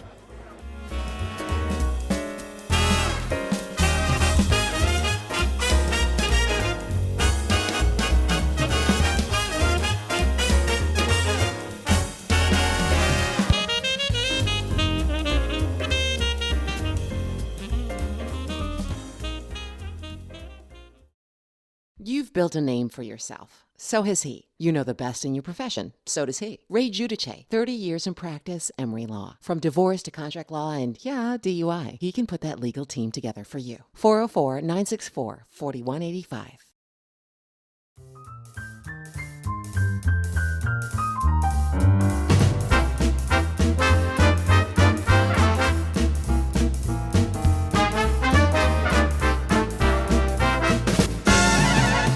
And that's some great music bringing us back in. Again, you're listening to The Good Life. It is our third episode. I'm here with my co-host, Ray Giudice, Giudice Law, and Ted Jenkin of Oxygen Financial, who is our preferred guest. And I'm Frank Duffy. I'm the owner of Duffy Realty, and we want to thank you again for joining us. We just had our fabulous dinner here at Flemings in Dunwoody. A great place to come out to eat. Again, we highly recommend it for you. And I went to break, and I asked you guys if you remember the famous shot of when a female sports star ripped off her shirt on national TV in front of a crowded stadium of about 100,000 plus. Do y'all remember Brandy Chastain with I do. the U.S. soccer team? Yeah. And how wild that was, and it really created an uproar, right? I mean, the guys take their shirts all the time when they're doing the soccer stuff, but when she took hers off and had the black sports bra, everybody went nuts. Hey, look, I wish Holly Saunders would rip off her shirt. I mean, she'd do that. It'd be unbelievable. Well, I also think it's about every athlete now wanting to make a post-athletic career brand. Correct. They're Right. already thinking about what they're, are they going to be on ESPN? Are they going to have a podcast? Or what, how many Twitter followers are you going to have? And they're working that while they're in the midst Sure. of their career. Absolutely. I mean, look at Durant. I mean, look, the guy is one of the greatest players to have ever played the game, okay? I mean, I saw Chamberlain play, okay? He's fantastic. But he spends half his time responding to tweets Correct. and Yeah, it's Facebook crazy. stuff. And you know what? Shoot some more foul shots, man. I mean, focus on your craft. Yeah. The Absolutely. post-career when you're 34, and as a man who's about to be 61, you realize I have suits that are 34 years old. Focus on that, and the rest will come, the afterlife. And I think that's what we're seeing trickle down to all of the young athletes. It's their ESPN moment. Correct. They want to be on the highlight film. They want to be in a red zone. They want to renegotiate their contract Sure. and the first day of their contract. Yeah. And again, a lot of them, they do have the shoe deals. They do have all Sure. that. In fact, think of it. Brandy Chastain, actually, when she did that, and it's almost like 20 years ago. It was Right. a long time ago. I think Nike did a big campaign around her, remember, for the women, for the sports The bras. challenge is today that the shock value is just so much higher. Like what You you keep have, having to what push you the have limit, to right. do to basically give some shock value Right. is unbelievable. Right. Well, look at yesterday, the women's soccer team, they blew out Thailand by 13-0. 13-0. But, look, we're old school baseball guys, right? I mean, all of us are. He didn't flip the bat because Drysdale would put one in Yeah, Bob Gibson or something absolutely. and put the next one in your ear. Yeah, and don't forget, back in the day when Gibson would stand on that mound, he looked like he was 8 feet tall, with the mound and the rubber, and you didn't have those ear flaps back then. Or the You- body armor. Yeah, you had the Roger Maris no ear flap helmets. They had a liner in the helmet. Oh, I A little- know, Right, yeah. right. They had a Right, liner. right. And your only absorbent was actually your cap. That's right. They used to wear their old cap. If Gibson saw you digging in, he was just going to hit you. He was just going to hit Yeah, you. and there was no charge in the mound and people. no. It's just the next guy. And, of course, the game has changed so much. And one of the things that just if we can change a little bit to baseball, Yeah. And I like this kid Acuna. He is a more than a raw talent. But Absolutely. he's leaning over the plate, and he's got body armor on. And a pitcher owns the inside of the plate plus a half an inch. That's how the game is played. So baseball, Unwritten rules. Yep, you're right. who's losing attendance, who's losing interest because the game is so slow. Well, you know what? Call the inside strike. Call the batter who's leaning over the plate and doesn't get out of the way, who gets hit out. Sure, yeah. Or call it a strike. And Which is move- what they used to do. Yeah. And They when used to. we were kids, I watched my first World Series was Tigers Cardinals. No, not 1984. How about 1986? Okay, It was nipples to knees. That was the strike zone. Nipples to knees. The lettering across your Yeah. chest to the top of your knee. That was the strike zone. Yep. And go back and YouTube. Well, the one I love to watch is the 69-70 Mets Orioles. Phenomenal pitchers for the Orioles. Jerry Kuzman. Palmer, Cuellar, Dobson, McNally. They each won 20 games in that year. Yeah, And four then, of 20-game course, wins. Tom Seaver, Jerry Kuzman, Tug McGraw. Right up around the, high heat, man. Yep, Fastballs. You had to swing at it or it was a strike, and it moved the game along. absolutely. And it got guys off the plate. But now we've got softball games. We've got games with 12, 13 home runs in a game. Give me a break. And back then, the strike zone would be different from Willie McGee to Ozzie Smith. That's right. Now, Because it it's was based on the body. correct. The Not the- actual body. Now Right, it's the sure. box. Now it's the box. The box that's on the screen. And, you want to move the game. The unwritten rules, you know what? They were really good rules. Absolutely. Yeah. That's- were. Ruth played under him. Gehrig, DiMaggio. It's the same true in football. I mean, if LT was playing in today's game in football, he wouldn't be the he same couldn't LT be, he wouldn't that be he successful. was. No. Of course, he would still be doing blow, but he wouldn't be the same linebacker that he was. But I'm sure he'd be doing post coke or stuff like that. And by the way, to this day, I cannot watch the replay of Theismann's leg I snapping cannot. like a chicken leg. I watched that live on tough. Monday night, and when I saw that, and what was amazing was the speed in which LT pivoted and started calling in. That had to sound like a 2x4 snapping on a wharf. And keep in mind that Joe Theismann was not some No, rigid, no, stand in the pocket No. like a stiff board. He was a running, Yes, he was. maneuvering quarterback when it was a rarity, and a pretty tough kid, by the way. Sure. Came up hard, and what Notre Dame, then Canadian Yeah, Football Notre Dame, League, if yeah. I remember. Correct. And LT busted him up. Tell you what, that guy. And that's a great point. Let's deviate for a second off the show sheet. What was the guy that you maybe watched in a sport that you thought revolutionized that sport? That's a good point. Well, I think in basketball, growing up, I would watch George the Iceman Gervin. And he was Oh, one of yeah, the the guys Iceman that when you Comet. talk about San getting into Antonio the lane Spurs. and having individual moves and scooping layups and he had all him and he Dr. had, J. he had all the moves. And because I'm older, Earl the Pearl. Earl Oh, of yeah, Pearl Monroe. absolutely. Now, then there's one guy you guys probably don't know about, but Connie Hawkins. Oh, the Hawk. Yeah. Hawkins was a absolutely. street legend, New York City. Correct. Hawkins was Julius before Julius. Okay, he had Yeah. all Yeah. those moves, but he had a lot of problems. Guy was, troubled. And a his, troubled and his soul. knees were bad. Yeah, but he had played in bad Seattle. legs. Nobody Yeah. saw him play. It was before, national broadcasts. I mean, that's when they replay. Keep in mind, it wasn't that long ago that the NBA Finals were shown as replays Oh, on absolutely. Sunday. That's right. Man, I they That's were right. replayed. Absolutely. And look, I think back of like the 1976 finals when it was the Phoenix Suns with Yeah, Westfall. Van Arsdale brothers. And, Yeah. and playing Bird and Philadelphia? Havlicek, Oh, okay. Boston, right? And like 3 and 4 overtimes, and they almost cut it off one night. It was like the 3 overtime game, and they go, "We have to go to the news." Bonanza. This was this was like the Heidi game, right? You got to be kidding me. And hats off. In baseball, the guy that I think transformed the game a ton was Yankee star Goose Gossage, because he was one of the first Shut down real, relievers. not just shut down, but he was just mean. He'd come out of the Moxie. bullpen. He had the big mustache. Goatee. He had all that stuff. And, when you talk about the modern day closers that come in today, when Goose came out, people said the game's over. He was That's it. over. You were so intimidated Now, by him Sparky coming out Lyle of the was just before him. Yep. And Sparky had a kind of the same, but Goose perfected it. Of course, Goose Mariano perfected it. Rivera as a Yankee. Right, but he came after like that. Oh, the guy running out. You're like, who's this guy number 54 Because coming guys, out of the? because guys finished the game. Yeah, Because the complete game was not a rarity, but the regular. You were expected to go 9. Yeah, you it know? was the rule, not the exception. From my standpoint, I got to see some great players in basketball, and Earl was one of them. Clyde Frazier, Willis Reed, that whole 69-70 Knicks team, and then again in 73, Reed is out, but they win the championship again.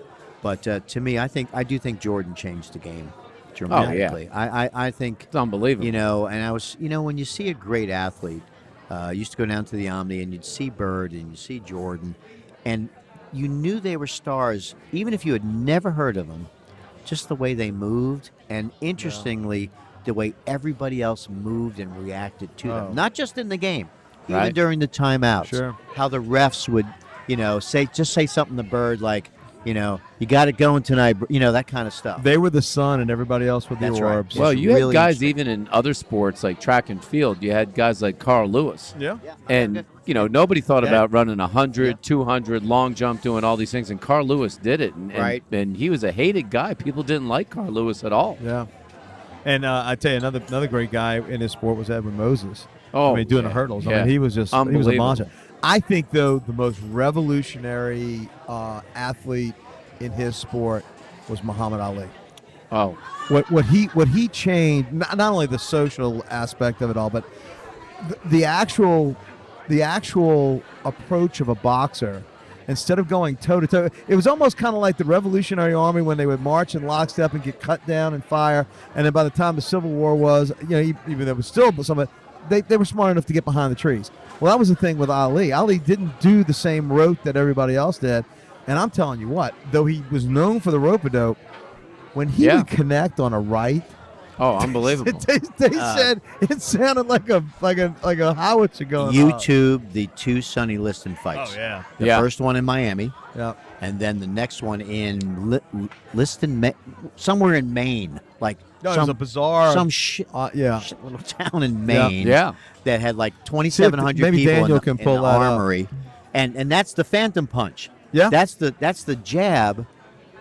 Lewiston, is it Lewiston? Lewiston, Lewiston, Maine. Maine. Yeah, Yeah. I said Lewiston, and it's the Phantom jab Yep. that nobody really sees, and Pop. Liston just goes Well, they down. interviewed Crumpled. Foreman, and talked about that fight in the rope-a-dope, and he's like, I'm hitting him, and I'm hitting him, and I'm hitting him, and Ali says, is that all you got? And he said, I'm thinking to myself, yep. That's all I got. Brilliant tactician. Heard an interview the other day on ESPN Radio early Sunday morning. Dick Schaff's son Yeah, has Jeremy an Schaff. hour. Jeremy Schaff has an Yeah. interview show, and he interviewed a guy that just wrote a book about Joe Frazier, about what a tortured Joe. soul he Yeah. was.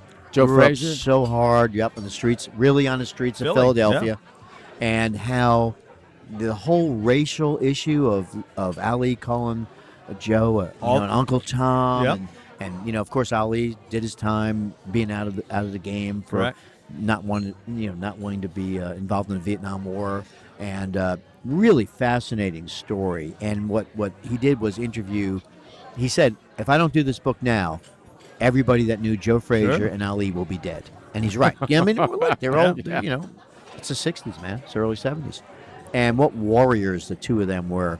Because in those 3 fights, there was no question that some doctor said to each of them, you do understand that you're killing yourselves. Correct, yeah. You're dying out there. You're taking years off your life. It's sad in because 15 heavyweight rounds. boxing's so bad right now. Even though Deontay Wilder and these guys are like, Yeah. but nobody cares. Nobody cares. And it's a skill, I mean, the I Friday would night have done fights. anything to see Hagler fight Hearns and Oh. all these guys. that you was know, a and great fight there, too. Sugar Ray. Sugar, but that sport taken over by MMA and it's gone. Yep. Ali, what do you think about Joe Frazier? Well, we could go on to Howard Cosell. I'll tell you, and just I'll let me tell you, just Joe say, Frazier looking like a gorilla. But- look at them big teeth on him, long arms hanging down. He's on big old gorilla. Gorilla. taking your theme, Howard Cosell changed the sports broadcasting absolutely did. industry. I would say that. Totally Oh, he changed. did. I would say that. Revolutionized. Yeah. No more. He did. He played the antagonist, protagonist. He did all, but the one he was great. And Evil. he was a lawyer from New York. So Yeah, cheers. it was. Chin chin. Chin, to Howard Cosell. Chin chin. He was No, smart and he knew it. And you know what? He was such a huckster because they would always drag him in a toupee out for like Ali would try to grab that toupee. Evil Knievel was jumping the Snake River. So Evil, how are you looking today? How does it feel? Like are you feeling good out there, Evil? Well, And back like in like been, Saturday, 120 wide world of guys. sports. Oh, that's right. Oh, The absolutely. poor guy on the ski lift who Look fell at this off. poor Bosnia Thousands. Herzegovian. It looks like his best days are behind him. The dude that was doing the cartwheels coming down, absolutely. Yep. But you know what? That was much watched TV. That was Saturday appointment afternoon. time. Yeah, absolutely. And here's the Well, crazy of course. thing. It would have ski jumpers from All Europe, sorts of shit. bowling. Curling. Yeah. You know? all sorts of crazy Hey, look, shit. everybody would have wanted to watch Earl Anthony bowl a 300 on a Sunday. Now this brings us to our point in the show, which I just love. It's Ray's Dum Dum of the week, the Dum Dum report. Did any other idiots come across? In my And world? by the way, I did see one where there was another couple of Florida man stories. Have y'all heard this? Like if Yeah. you Google Oh, yeah. Florida man, Yes. some of the shit that comes up like in no other state. No other state has a collection of trailer parks to billion-dollar high-rises. It's state and law. You have to everything. own a wife beater down there if you're going to live in Florida. You got to own one. I'd move there, but I don't have enough tattoos. So anybody comes to mind, either past or present? I'm working on some very interesting cases where sometimes I like my clients and I want to help them, and sometimes I just want to slap them. Like, what were you thinking? Yeah. And I always call it, there's two things. I call it double down on being stupid. But our good friend Chris Domino says, don't commit a crime while you're committing a crime. And so that is the summary of the dum-dums of the week. I like that. I like it too. Chris has some. By the way, has some great witticisms. Yeah. Let's Florida. do. What do we got the on Florida here? man. My birthday is 7/12/58. So on July 12th, Eisenhower was president. We'll see what Florida man on July 12th did. Florida man last goes year. streaking. Okay, Florida man blames dog for driving drunk. Stop. Okay. That makes sense. Well, I tell you what. Now this is the. It was DU Balto. This is. He was hitting the sauce. I told him to deliver the vaccines. You damn mutt. The kids need them. And I tell you what, how apropos for the best DUI attorney in this hemisphere to actually get that. All right, mine is December 19th. December 19th. December 19th. You are correct, sir. Florida man says what? Florida man. All right, let's see. See if I can read it. Let's see. Which one? December 19th. Okay. Florida man kicked out window, hurled himself out of a moving patrol car, deputies say. I tell you what, you got a special. I'm August 24th. You August got a 24th. special brand of stupid down there in Florida. Yeah, I mean, look, it's. I think the jorts are a little too tight. Well, first of all, the tax laws. So you got a Get good one on it? every That's every money. eclectic wealthy person that right. you know. Florida man, drunk and naked, allegedly sets house on fire. Jeez. That's a bad Unbelievable. night. Yeah, that What is was a the rest bad of it? night. What does the rest of it say in here? What does it say for cooking what? For failed cooking baking attempt and sets house on fire. What are you drunk and naked and cooking something in your kitchen? Sometimes the hibachi gets away from you. I gotta drop my Johnson in the stew. That's like that scene from what was it, the movie Boys in the Yes. Hood, when Ving Rhames is making breakfast and nothing but the mom's slippers. Yeah. It's not a good look. Hey, I wanted to ask you guys a question. I was thinking about this. I'm, we're going back to New Orleans quite a bit now and again, and I've kind of, regained my roots down there. And one of the things that I'm about to start doing, kid you not, there's a really cool, funky radio station in New Orleans that plays all the indigenous, cool, New Orleans music, right? Nice. And so they need DJs, so I'm going to actually start doing some DJ Oh, work. Frank, that's great, man. Yeah. So is there shit. something that you'd like to do that you've thought, you know what, that'd be fun if I had the time and I didn't have to worry about making money? Is there something out there that I would really enjoy doing as kind of like either a dream job or a dream hobby? Oh, totally. I would completely go to start doing stand-up comedy tomorrow, and I'd be as abusive as possible. By the way, I would definitely do it because I did it for a while in college. I mean, it would be suicide for all of my businesses, but I would do it because I'm an equal opportunity guy. I'd pick on It's like everybody. the gazillionaire. You The pick gazelle. on everybody. That's a At great Absinthe. story. That's a great story about that. I have a great story about the gazillionaire in Las Vegas. But I would do that. That would be a lot of fun, I think, to go do stand And up. Daniel does you do that, right? You do Punchline. stand up now? Yeah. That is so cool. Isn't that awesome? I'll give you one for here that you Down can with use Jamie. as part of your comedy routine. We won't tell anybody except for on the show here. But did you ever realize the amount of toilet paper that you use is directly proportional to how many sheets are on the roll when you're going to the bathroom? So if you have three sheets on the roll, you'll cut that shit into quarters and tiny. You use whatever you have left on the roll. But if you got a full roll, you'll pull off like 20 sheets of paper. So it doesn't matter. And after It'll three, look after like a three, clan meeting. Yeah, and after three, there's the cardboard roll. yeah, exactly. For those who have, You'll dig that thing in there just to get it done. you got to get her done, baby. I hate to admit there was some college days. I knew that would lure you in. Hey, it's press paper. Look at you. You tear those things into 8 and you say, look, I got some Ajax next to the sink there. I'll clean myself. It's like I'm going camping. It's like a pine cone. It's fine. It'll work. It'll work very nicely here. Scoutmaster says it feels good. We don't go camping. We just get it catered. That's all. That's all. Oh, my Yes, what would- Mr. Shapiro. Yes. What would you like to do? Well, right? I agree completely. I would love to be able to do stand-up, and Daniel and I were talking about that earlier. I mean, I go to trial, and I'm in front of juries, and I don't want them laughing, okay? If they're laughing, that's really bad feedback. Mr. It's Giudice, like- you've gone too You've far. gone too far again. Nobody has a carte blanche card, and stop asking the officer if you... Got a couple of standard approaches that some of the judges are aware of. I always wanted to be a New York City cab driver. Oh wow. Okay. A that'd be hack. fun. That would be fun. 11 Write to a book 7. out of that, 11 maybe? to 7. I don't want the business guys coming Yeah. out of Wall Street. I don't want the supermodels. I want folks who are getting off of work or going to work at Yeah. the crazy hours.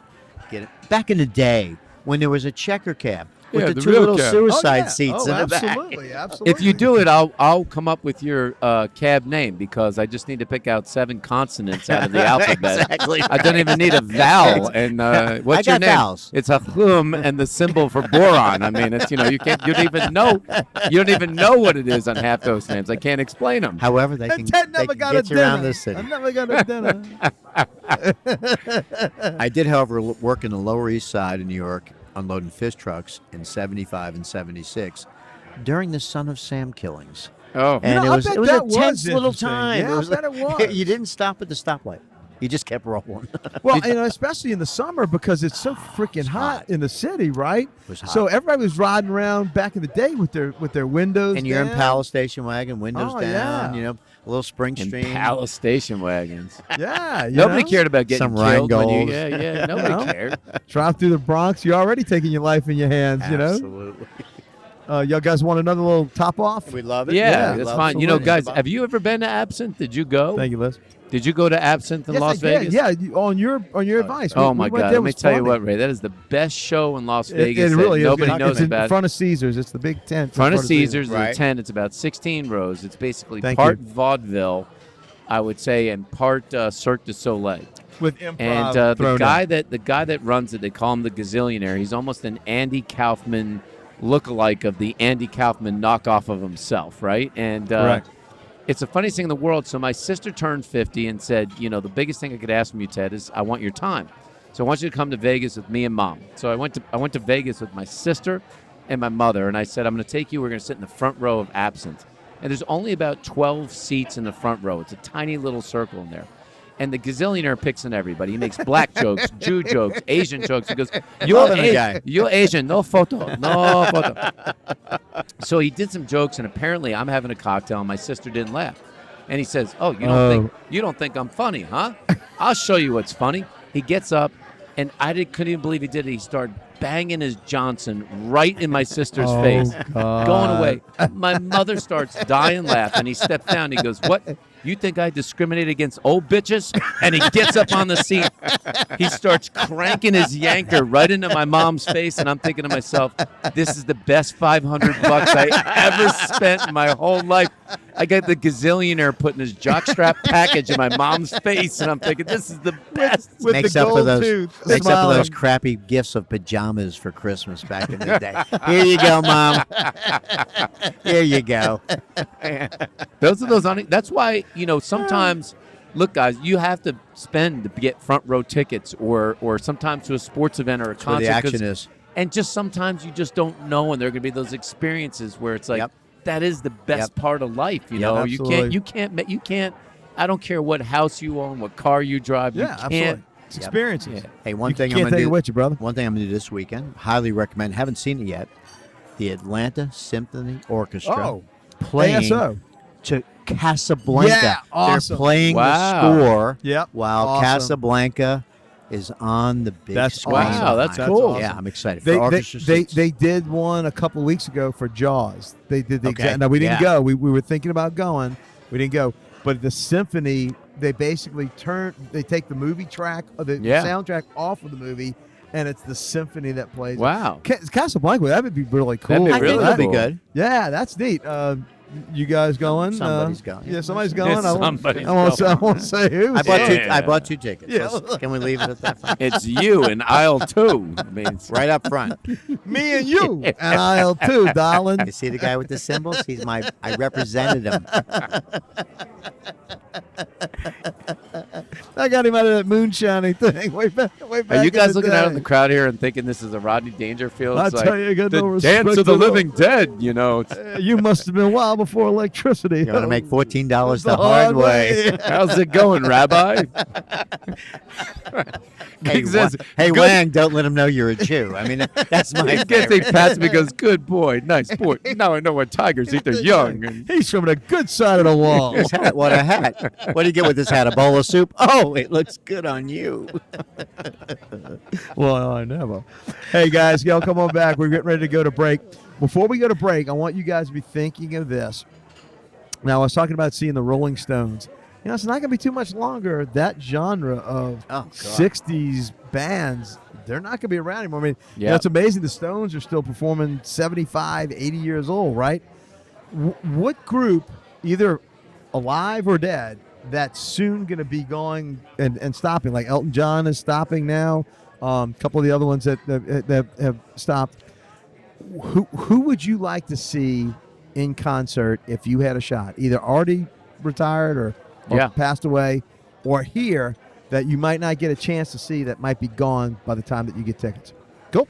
All right, well, come on back. You're listening to The Good Life. I'm Frank Duffy, the owner of Duffy Realty. I'm your host. I'm here with my other co-host, Ray Giudice of Giudice Law, and our preferred guest is Ted Jenkin of Oxygen Financial. So come on back to The Good Life here. We're enjoying ourselves at Fleming's Restaurant.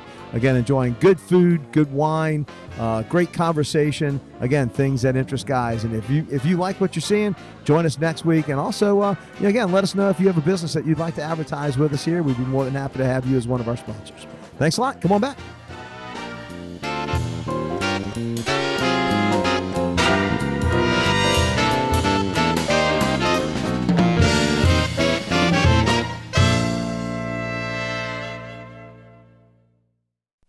Did you just receive a bonus, a windfall, or an inheritance, and you're worried about making a tax mistake? Will you owe capital gains tax? Should you be letting the money sit in cash? What if you're inheriting IRA accounts? Go to oxygenfinancial.net to get our free guide, 5 money moves to make when you get a windfall. We can help you make smarter decisions with your money. Go to oxygenfinancial.net right now to get our free guide on bonuses, windfalls, and inheritances. Go to oxygenfinancial.net today.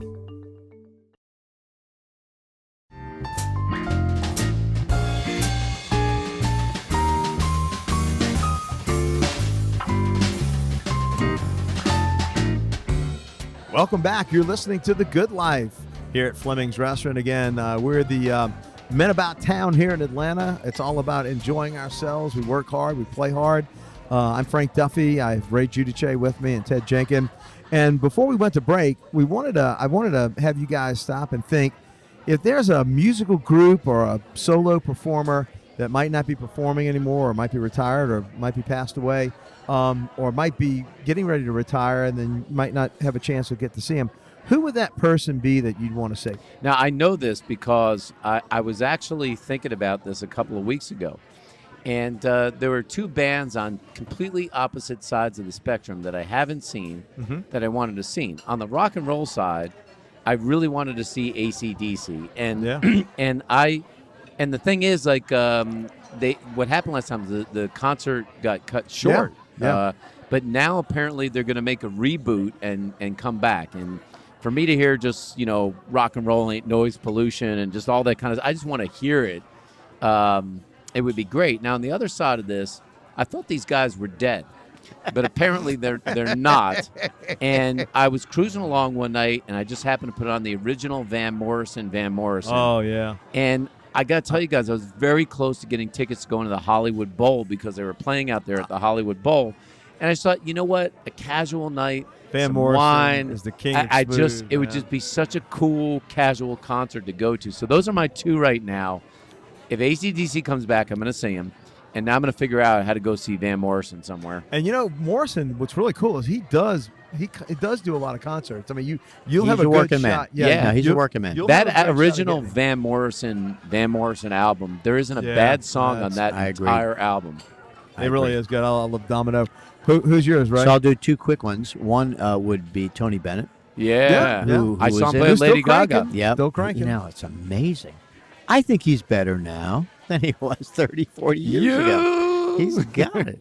But Yeah, he does. I'm a little bit of a new wave guy, Uh-huh. and I'm Yeah. a huge Talking Heads fan. Oh, yeah. Oh, they'd be Saw great. him at the Fox on the Stop Making Sense tour, which is the tour for the movie. Yeah. Which, if you haven't seen, Unbelievable. That's unbelievable.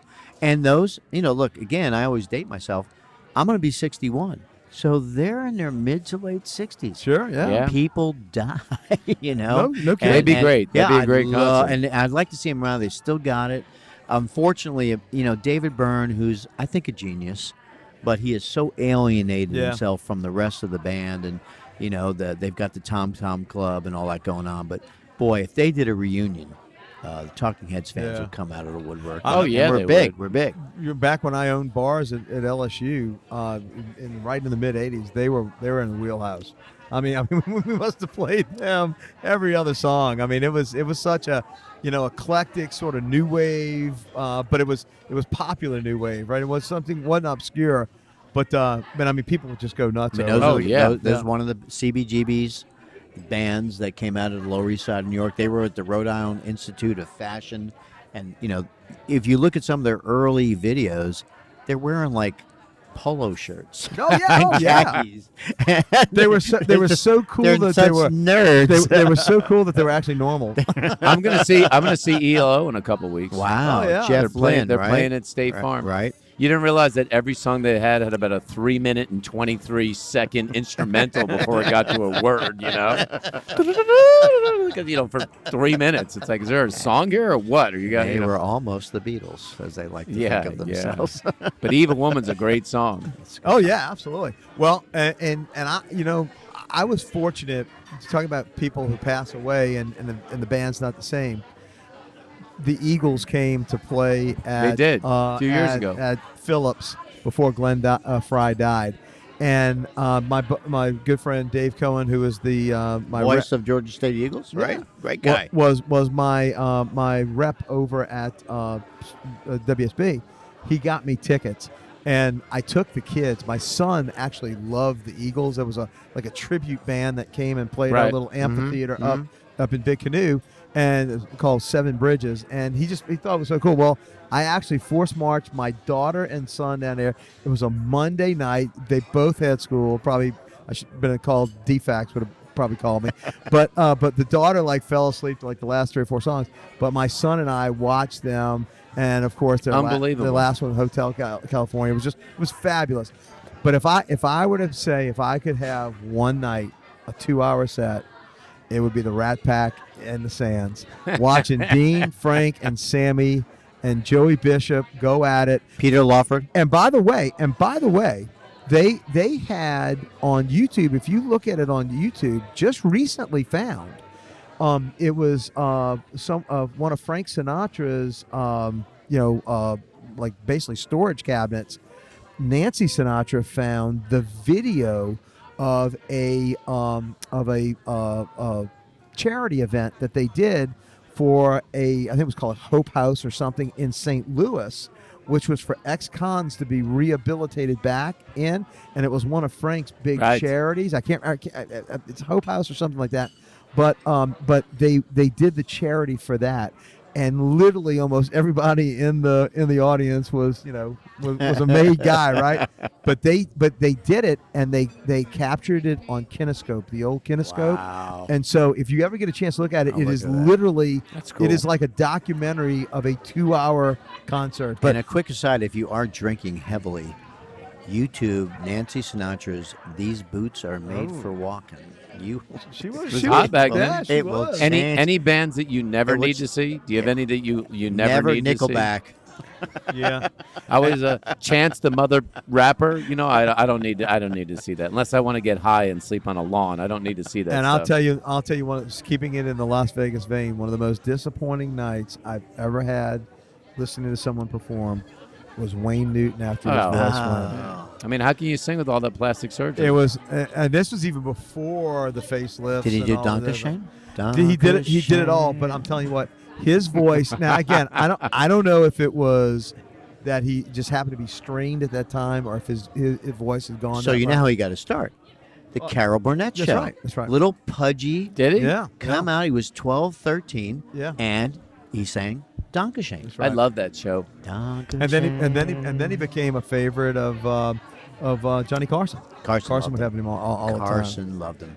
Hey, folks, if you don't know Johnny Carson, you've missed a huge piece of the quality of American life. Oh, and by the way, he's now on not Netflix, but on Prime, Amazon that Prime. right? Carson? Totally free. Like a lot of the remember how they were hawking it there for a while, but you can go back and see full Carson shows. And when I was growing up in New York, it was live from New York from 11:30 to Oh, 1. And the last 20 minutes was the creme de la creme. That's when the whack jobs. Johnny would have the lady with the potato chip that looks like Moses, and he would like pretend he was biting it. The guy with the tomahawk, and is that Ames? Yeah. That's when it broke down, and it was such good growing up. He was great. Well, what's really cool is, when you talk about performers and stuff, it goes back to what we've been talking about here. And while we're out here, we're having cocktails, we're having wine, having great steaks. And you mentioned it all earlier, Ted. It's not what you take with you. I mean, there's no Brinks truck that follows the hearse. It's what's the adventures that you've had in life, right? What have you done? What have you seen? When you go out, you're not going to really be talking about, oh, I had that extra $60,000 that I had from that mutual fund or from on your stock. tombstone. There's the date of your birth, the date of your death. What connects them is a dash. Have as big a damn dash as you can. That's right. Live hard, you'll never regret it. Can I take an aside? And that's my former true. law partner, a wonderful guy, his father was with the OSS. That was the precursor CIA, to the CIA right after World War II. He ran with Wild Bill Donovan and Bill Casey, great storyteller, a Roncontour. He would come to Atlanta to visit, and he would come immediately to my office, and this is in the late 80s. And he would say, he'd close the door and say, tell me what you're getting into. I just want to hear it, okay? So on my first trip to Italy, this is like 1986. Tell me a story, Ray. He left me a note on my desk, and it said, you will love Italy. The women are beautiful. The wine is fantastic. The food is lovely. And then he ended it with, get all you can get. You'll never regret it. Yeah. Words to live And this by. is the mode that you're in now. All the time. I'm in get mode. I look at my gear shift. It says drive, neutral, and get. Yeah, you're coming up about the year mark on the divorce. It's about A year and a piece. Yeah. Yeah. Yeah. Yeah, I've almost thank you, Judge. Judge Smith, Birmingham Circuit Court of Appeals. He said final order. I'm like, yeah, I agree. Found out the modern technology dating apps are pretty darn It's good. They're- unbelievable. Now, let me ask you, speaking of apps, I wanted to ask you about the stock market. Yeah. It's been kind of crazy lately. Yeah, it has. But again, these opportunities come around.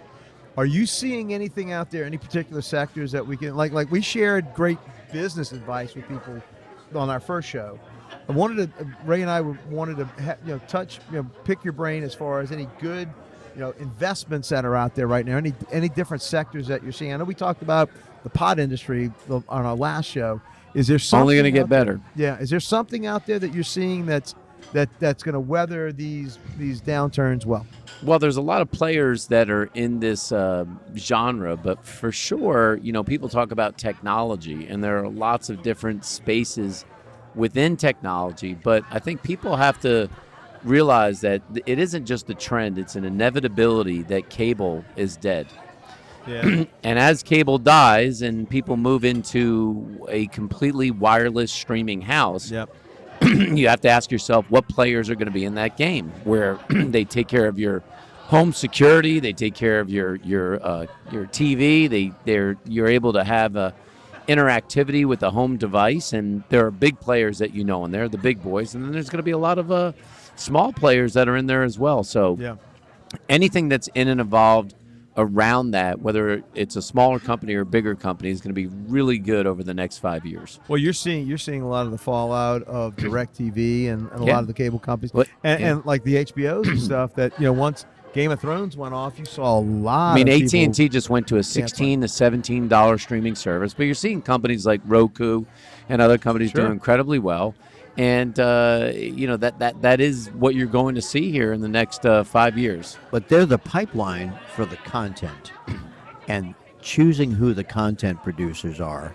And I'm wading into your world, and typically, Yes. is it Disney? Is it Netflix? Is it who's going to make the stuff that's going to go through the pipelines that we're just talking about? And it's hard to bet against Disney. Oh, yeah. It's hard to bet against them. Massive. Netflix has got it going on. I mean, Yeah. So really, and you're looking at really now- Amazon too. Amazon's Amazon's doing creative stuff. So is Google, too. You guys got to remember, because Right, Google yeah. owns YouTube. A good example is that everyone remember the Karate Kid, and they put out a series called Cobra Kai on YouTube, so you could see what it was like when they all grew up in the valley. We're shocking Daniel here, who's thinking that, hey, these three old guys, they actually know a little. They may know something. I'm going down to see my broker in the morning. Right? Danielson, wax below belt. You know? But I think you're going to see that. And I think this is part of for the basic investor out there. A lot of times you can see all this Wall Street, CNBC gibberish. Yeah. But you have to look a lot of times at just what's going on around you. Peter Lynch, you still got to go out and kick the tires. Absolutely. Go into the store, turn on the product, taste the product. If you don't like it, the odds are that a lot of people don't like it. I'll tell you the other thing, Frank, that I like a lot is that I don't know when the recession is going to come, but it's really funny that when people see a hurricane coming in a place like Atlanta, everyone's out getting milk and water and bread and as much as they can, but there are a lot of people that don't store up for when that recession comes. But you have to think about the companies that do better in recessionary times. Consumer goods, Procter & Gamble. Yeah. Consumer goods do well, but even when you think about pizza places like a Papa John's, people will eat $19 pizzas at the local place, but as soon as the economy is, your wallet tightens up, you're back to eating $9 cardboard pizzas. Right. That's the way it works. Right. Correct. Yeah. Well, and speaking of industries, from what I understand, you were mentioning the bachelorette party industry has now taken off to where it's now become, instead of a one-night gig, like a weekend gig. And I think you told me you have maybe some personal first-hand knowledge. There was a recent study that was done that 40%, guys, 40% of millennials today are going into debt for a bachelor or bachelorette party. 40%, because when I had a bachelorette party, it was one night, a few cars, we drove around. Yeah, there were a few strippers.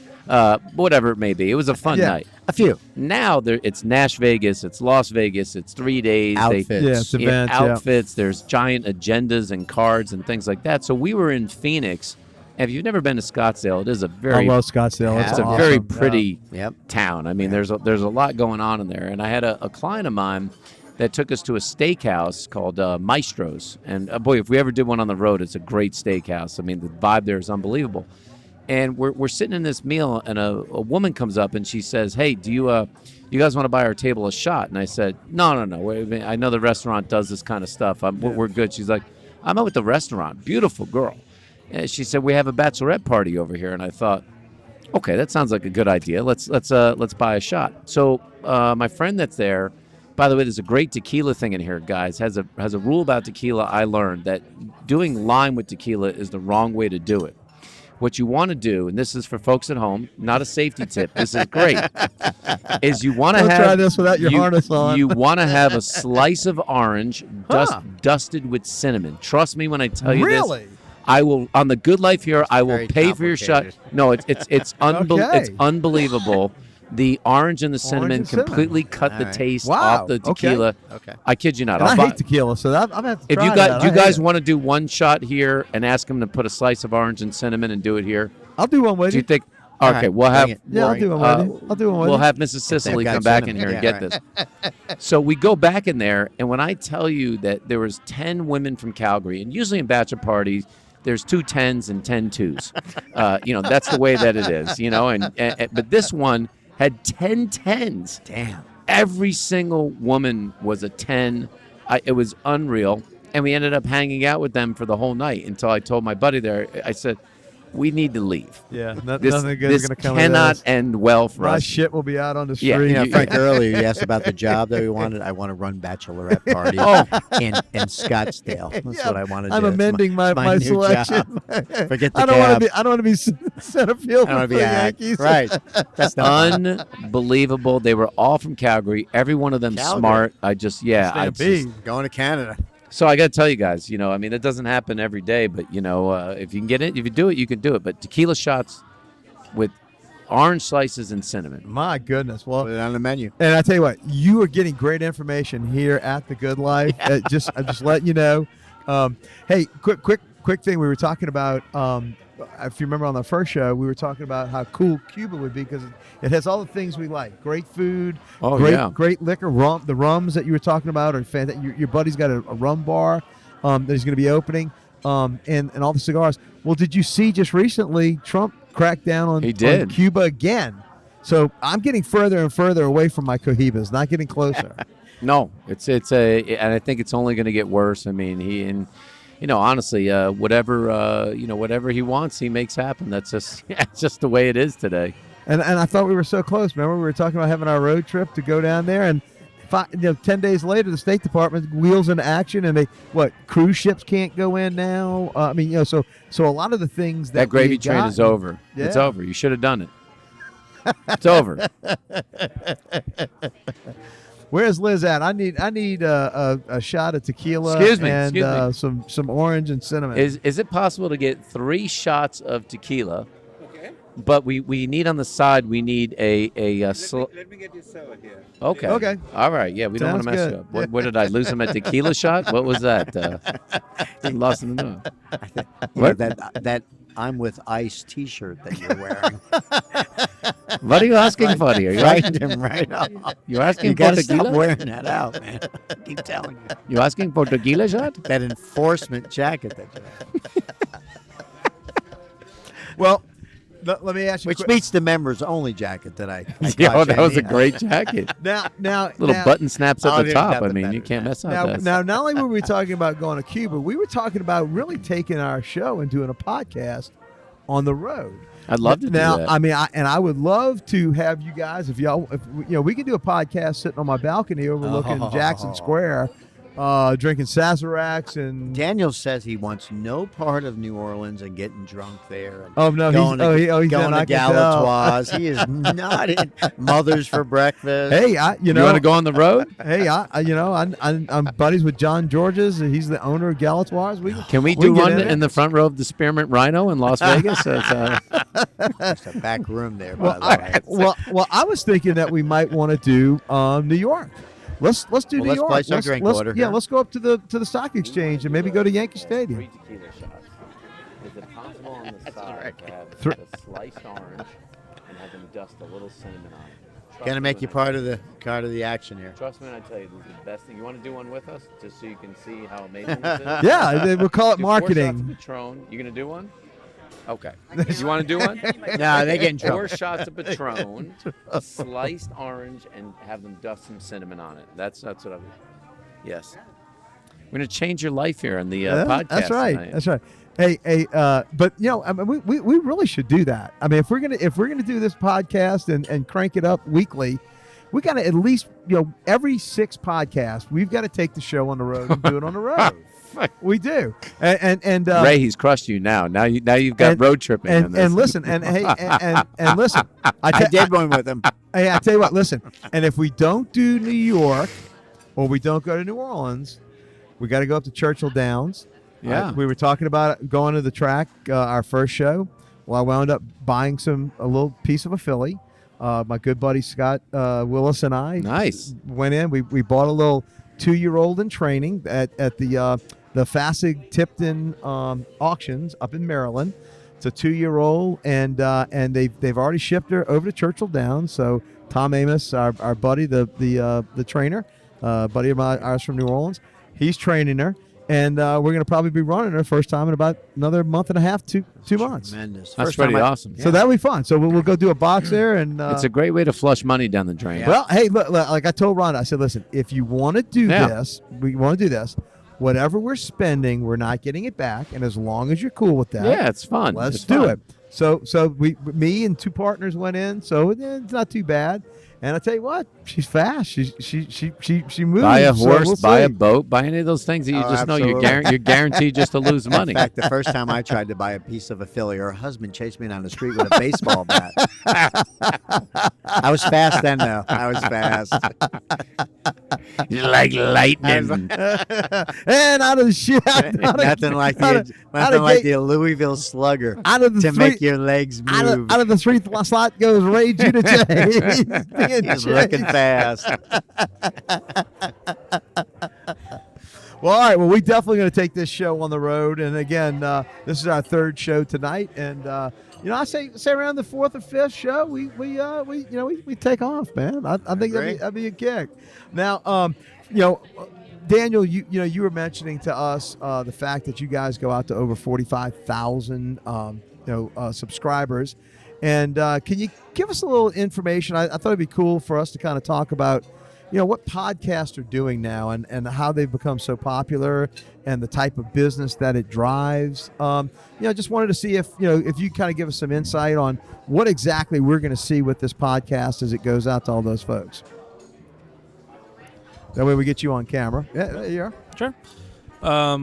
So just as far as the podcast business goes, the biggest part of the actual advertising of it is that it's evergreen content. So it's nothing that you're spending a one and done. It's not you've appeared once and that's the only time anyone's ever going to hear it or see it. Podcasts are evergreen. You can literally, people go back and listen. If we record this in June and say someone only, finds our podcast in November, December, they'll listen. It's like binge watching on Netflix. They'll listen to that one and they'll go back to hear what they missed. Correct. They'll want to catch up. So it's kind of, it's forever marketing. You market on one show, and no matter when someone picks up that show, even if it's a few years down the line and they don't advertise with you anymore, or the show's moved on, anyone that comes back to it will find you. And it's normally subject content driven. Particular podcast. I personally produce 16 different podcasts right now. Wow, cool. So my plate's always very full, but it's all of them. None of them overlap. None of them are the same thing. There's always a different aspect. There's always a different market, and that's the amazing thing about the sponsorships is that you can reach so many different people through one outlet. It's not we're only going to find this one show or this one print ad or this one commercial. It's you advertise on one network of podcasts, and you're reaching millennials and anyone between 18 and 84 at this point, because it's correct. Really anyone in between, any job class, any education level, it's all on the table. Now, I hate to venture to ask, what sector would we fit in, us three jabronis? Honestly enough, with my experience, you'd probably fall in that 25 to 54, which is the most lucrative one. Yeah. Oh, we got that going for us. The most lucrative. And Ray, that's your stomping grounds, man. Can that be females? Is that- Yeah. We can, if you want, we can go towards females. We can We're advertise trending. towards females. But yeah, 25 to 54 is the most lucrative. It's what most TV stations are aiming for, because those are the people with the money, and those are the people that are actually spending. Ray, So- you wanted 25 to 54 and likes to Netflix chill. Is that the? We didn't have hookup in our vernacular way back in the day. Oh no, I'm feeling very disappointed. The more podcasts that I hear, I need to consider my situation. It's just tough, How many guys at home think about that? I need to consider my situation. Reevaluate. Look in the mirror. Reevaluate. Some kind of shiny surface. See what you look like. And that brings up a great point. I mean, you've been single now for a year, and I'll bet you a lot of guys that they're going through their second or third go round at this that might find themselves in between the Mrs. Whoever's. What advice could you give them, or the ones that are about ready to get served? What can you tell them? I think you have to look at it. I didn't have kids, so that made it a little bit easier. Cleaner. Yeah. Right. My ex. By the way, you want to? You're not the first to offer, by the way. I think she's trying an orange slice as we speak right now. But sucked it right down her chop. She doesn't know what's going on. It's just unfortunately a part of life, and great living in Atlanta. I had a great network of good friends and social life that, quick rebound psychologically. You're definitely glass half full, not empty. I've lived good. Atlanta's a great town. But, I think it's a hard thing. In all honesty, I make jokes about divorce. It's tough. And we all do. No, it's tough. It's really tough. You have to remember at one point in time, you thought that person was the greatest thing, and you loved that person, and you walked down the aisle, and your friends and your family and the rings and the honeymoon. And then, sometime later, you don't even talk to each other as you're passing in the hallway, And so it's kind of a disappointment, because we all want to be good at everything. And I think, just quick aside, as a lawyer, it's like, no, I know I can fix this. I'll just work harder. Sure. I'll study more. I'll do more research. Well, no, it didn't work. So, good luck to anybody that goes through it. You are certainly enjoying your time. Oh my God. No doubt about that. You're not staying home nights. I can. Atlanta's a great town. Frank, All right.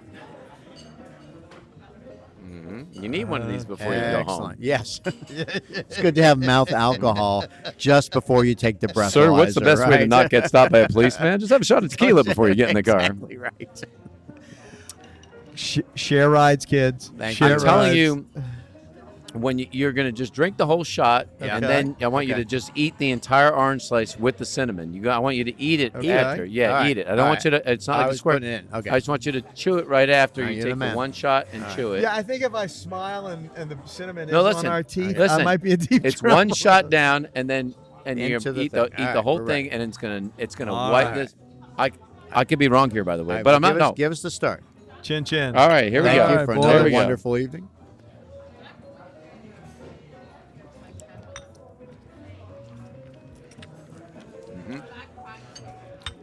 Actually, it is. It's good. It's Okay. much better. All right. Wipe that right out, didn't Yeah, it? it does. You don't even feel it right after, do you? It's unbelievable.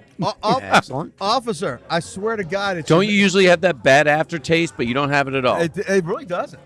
That really is Unbelievable, weird. Frank. Unbelievable, Frank. It actually, it does. It does wipe it away. That Next is time pretty- I dangerous. order an orange and cinnamon, Very I want dangerous. tequila with it. How dangerous is that? Because you don't feel any aftertaste. It's just that, like, you Yeah, you feel don't that wanna do whole that. shiver, like, oh, I had a tequila. And now you had that, and you're like, I don't feel it at all. Mr. Duffy, can you step out of the car, please? You have some sort of burgundy around your mouth. Son, have you been foaming at the mouth? Why don't you hop on out right here? Oh, my goodness gracious. Well, again, the tips that you learned here at The Good Life, you can use them in later life, boys and Lifetime girls. of drinking. Well, I think that brings us to the end of our show. We're right on the hour. So, again, we thank you for joining us. We have a lot of fun out here. I mean, what a great way to spend a Thursday night in Atlanta. Awesome. Again, hopefully Daniel, again, and thank you, Daniel Milana, for, again, being our producer. Hopefully Daniel's got a lot of B-roll to show you. It was a great night. It was a lot of people here.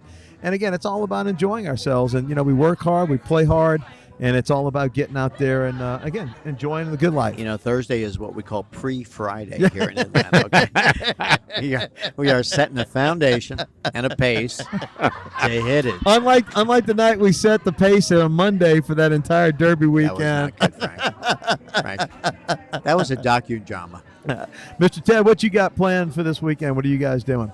I'm going to Washington, D.C. Yeah, I have cool. 3 of my friends that are all about the same time turning 50. Sweet. So I'm flying into D.C. for one night. I'm staying at the Four Seasons, of course. There you go. And The good life. that's a good life. And then we're going to go have a party for them. Best steakhouse there, Charlie Palmer's. Oh, yeah. yeah. Charlie Palmer's is great. But I don't know what they have in store for, like, after party. But I'm going to go for a night and then come home. Cool. Beautiful. Enjoy yourself. Ray, what you got Casablanca, going? baby. Oh, that's I'm right. geared Yeah. up. Going to go watch the Atlanta Symphony Orchestra do the A live kiss music. Is just a kiss. Da, da, Da, da, da, da, da, da, da. da, da, da, da, da. We're of a certain generation, Frank. Put your lips together, sweetheart. And blood. I'm Frank Duffy. Again, I'm your host, again, along with my co-host, Ray Giudice, and our preferred guest, Ted Jenkin, here on The Good Life. I'll be going to the Braves game and heading up. Rhonda's got me going and doing something up in Chattanooga. I don't know what it is. But we hope that you join us next week. We look forward to you coming back and, again, joining our show. And let us know if you're interested in advertising with us. We've got some opportunities.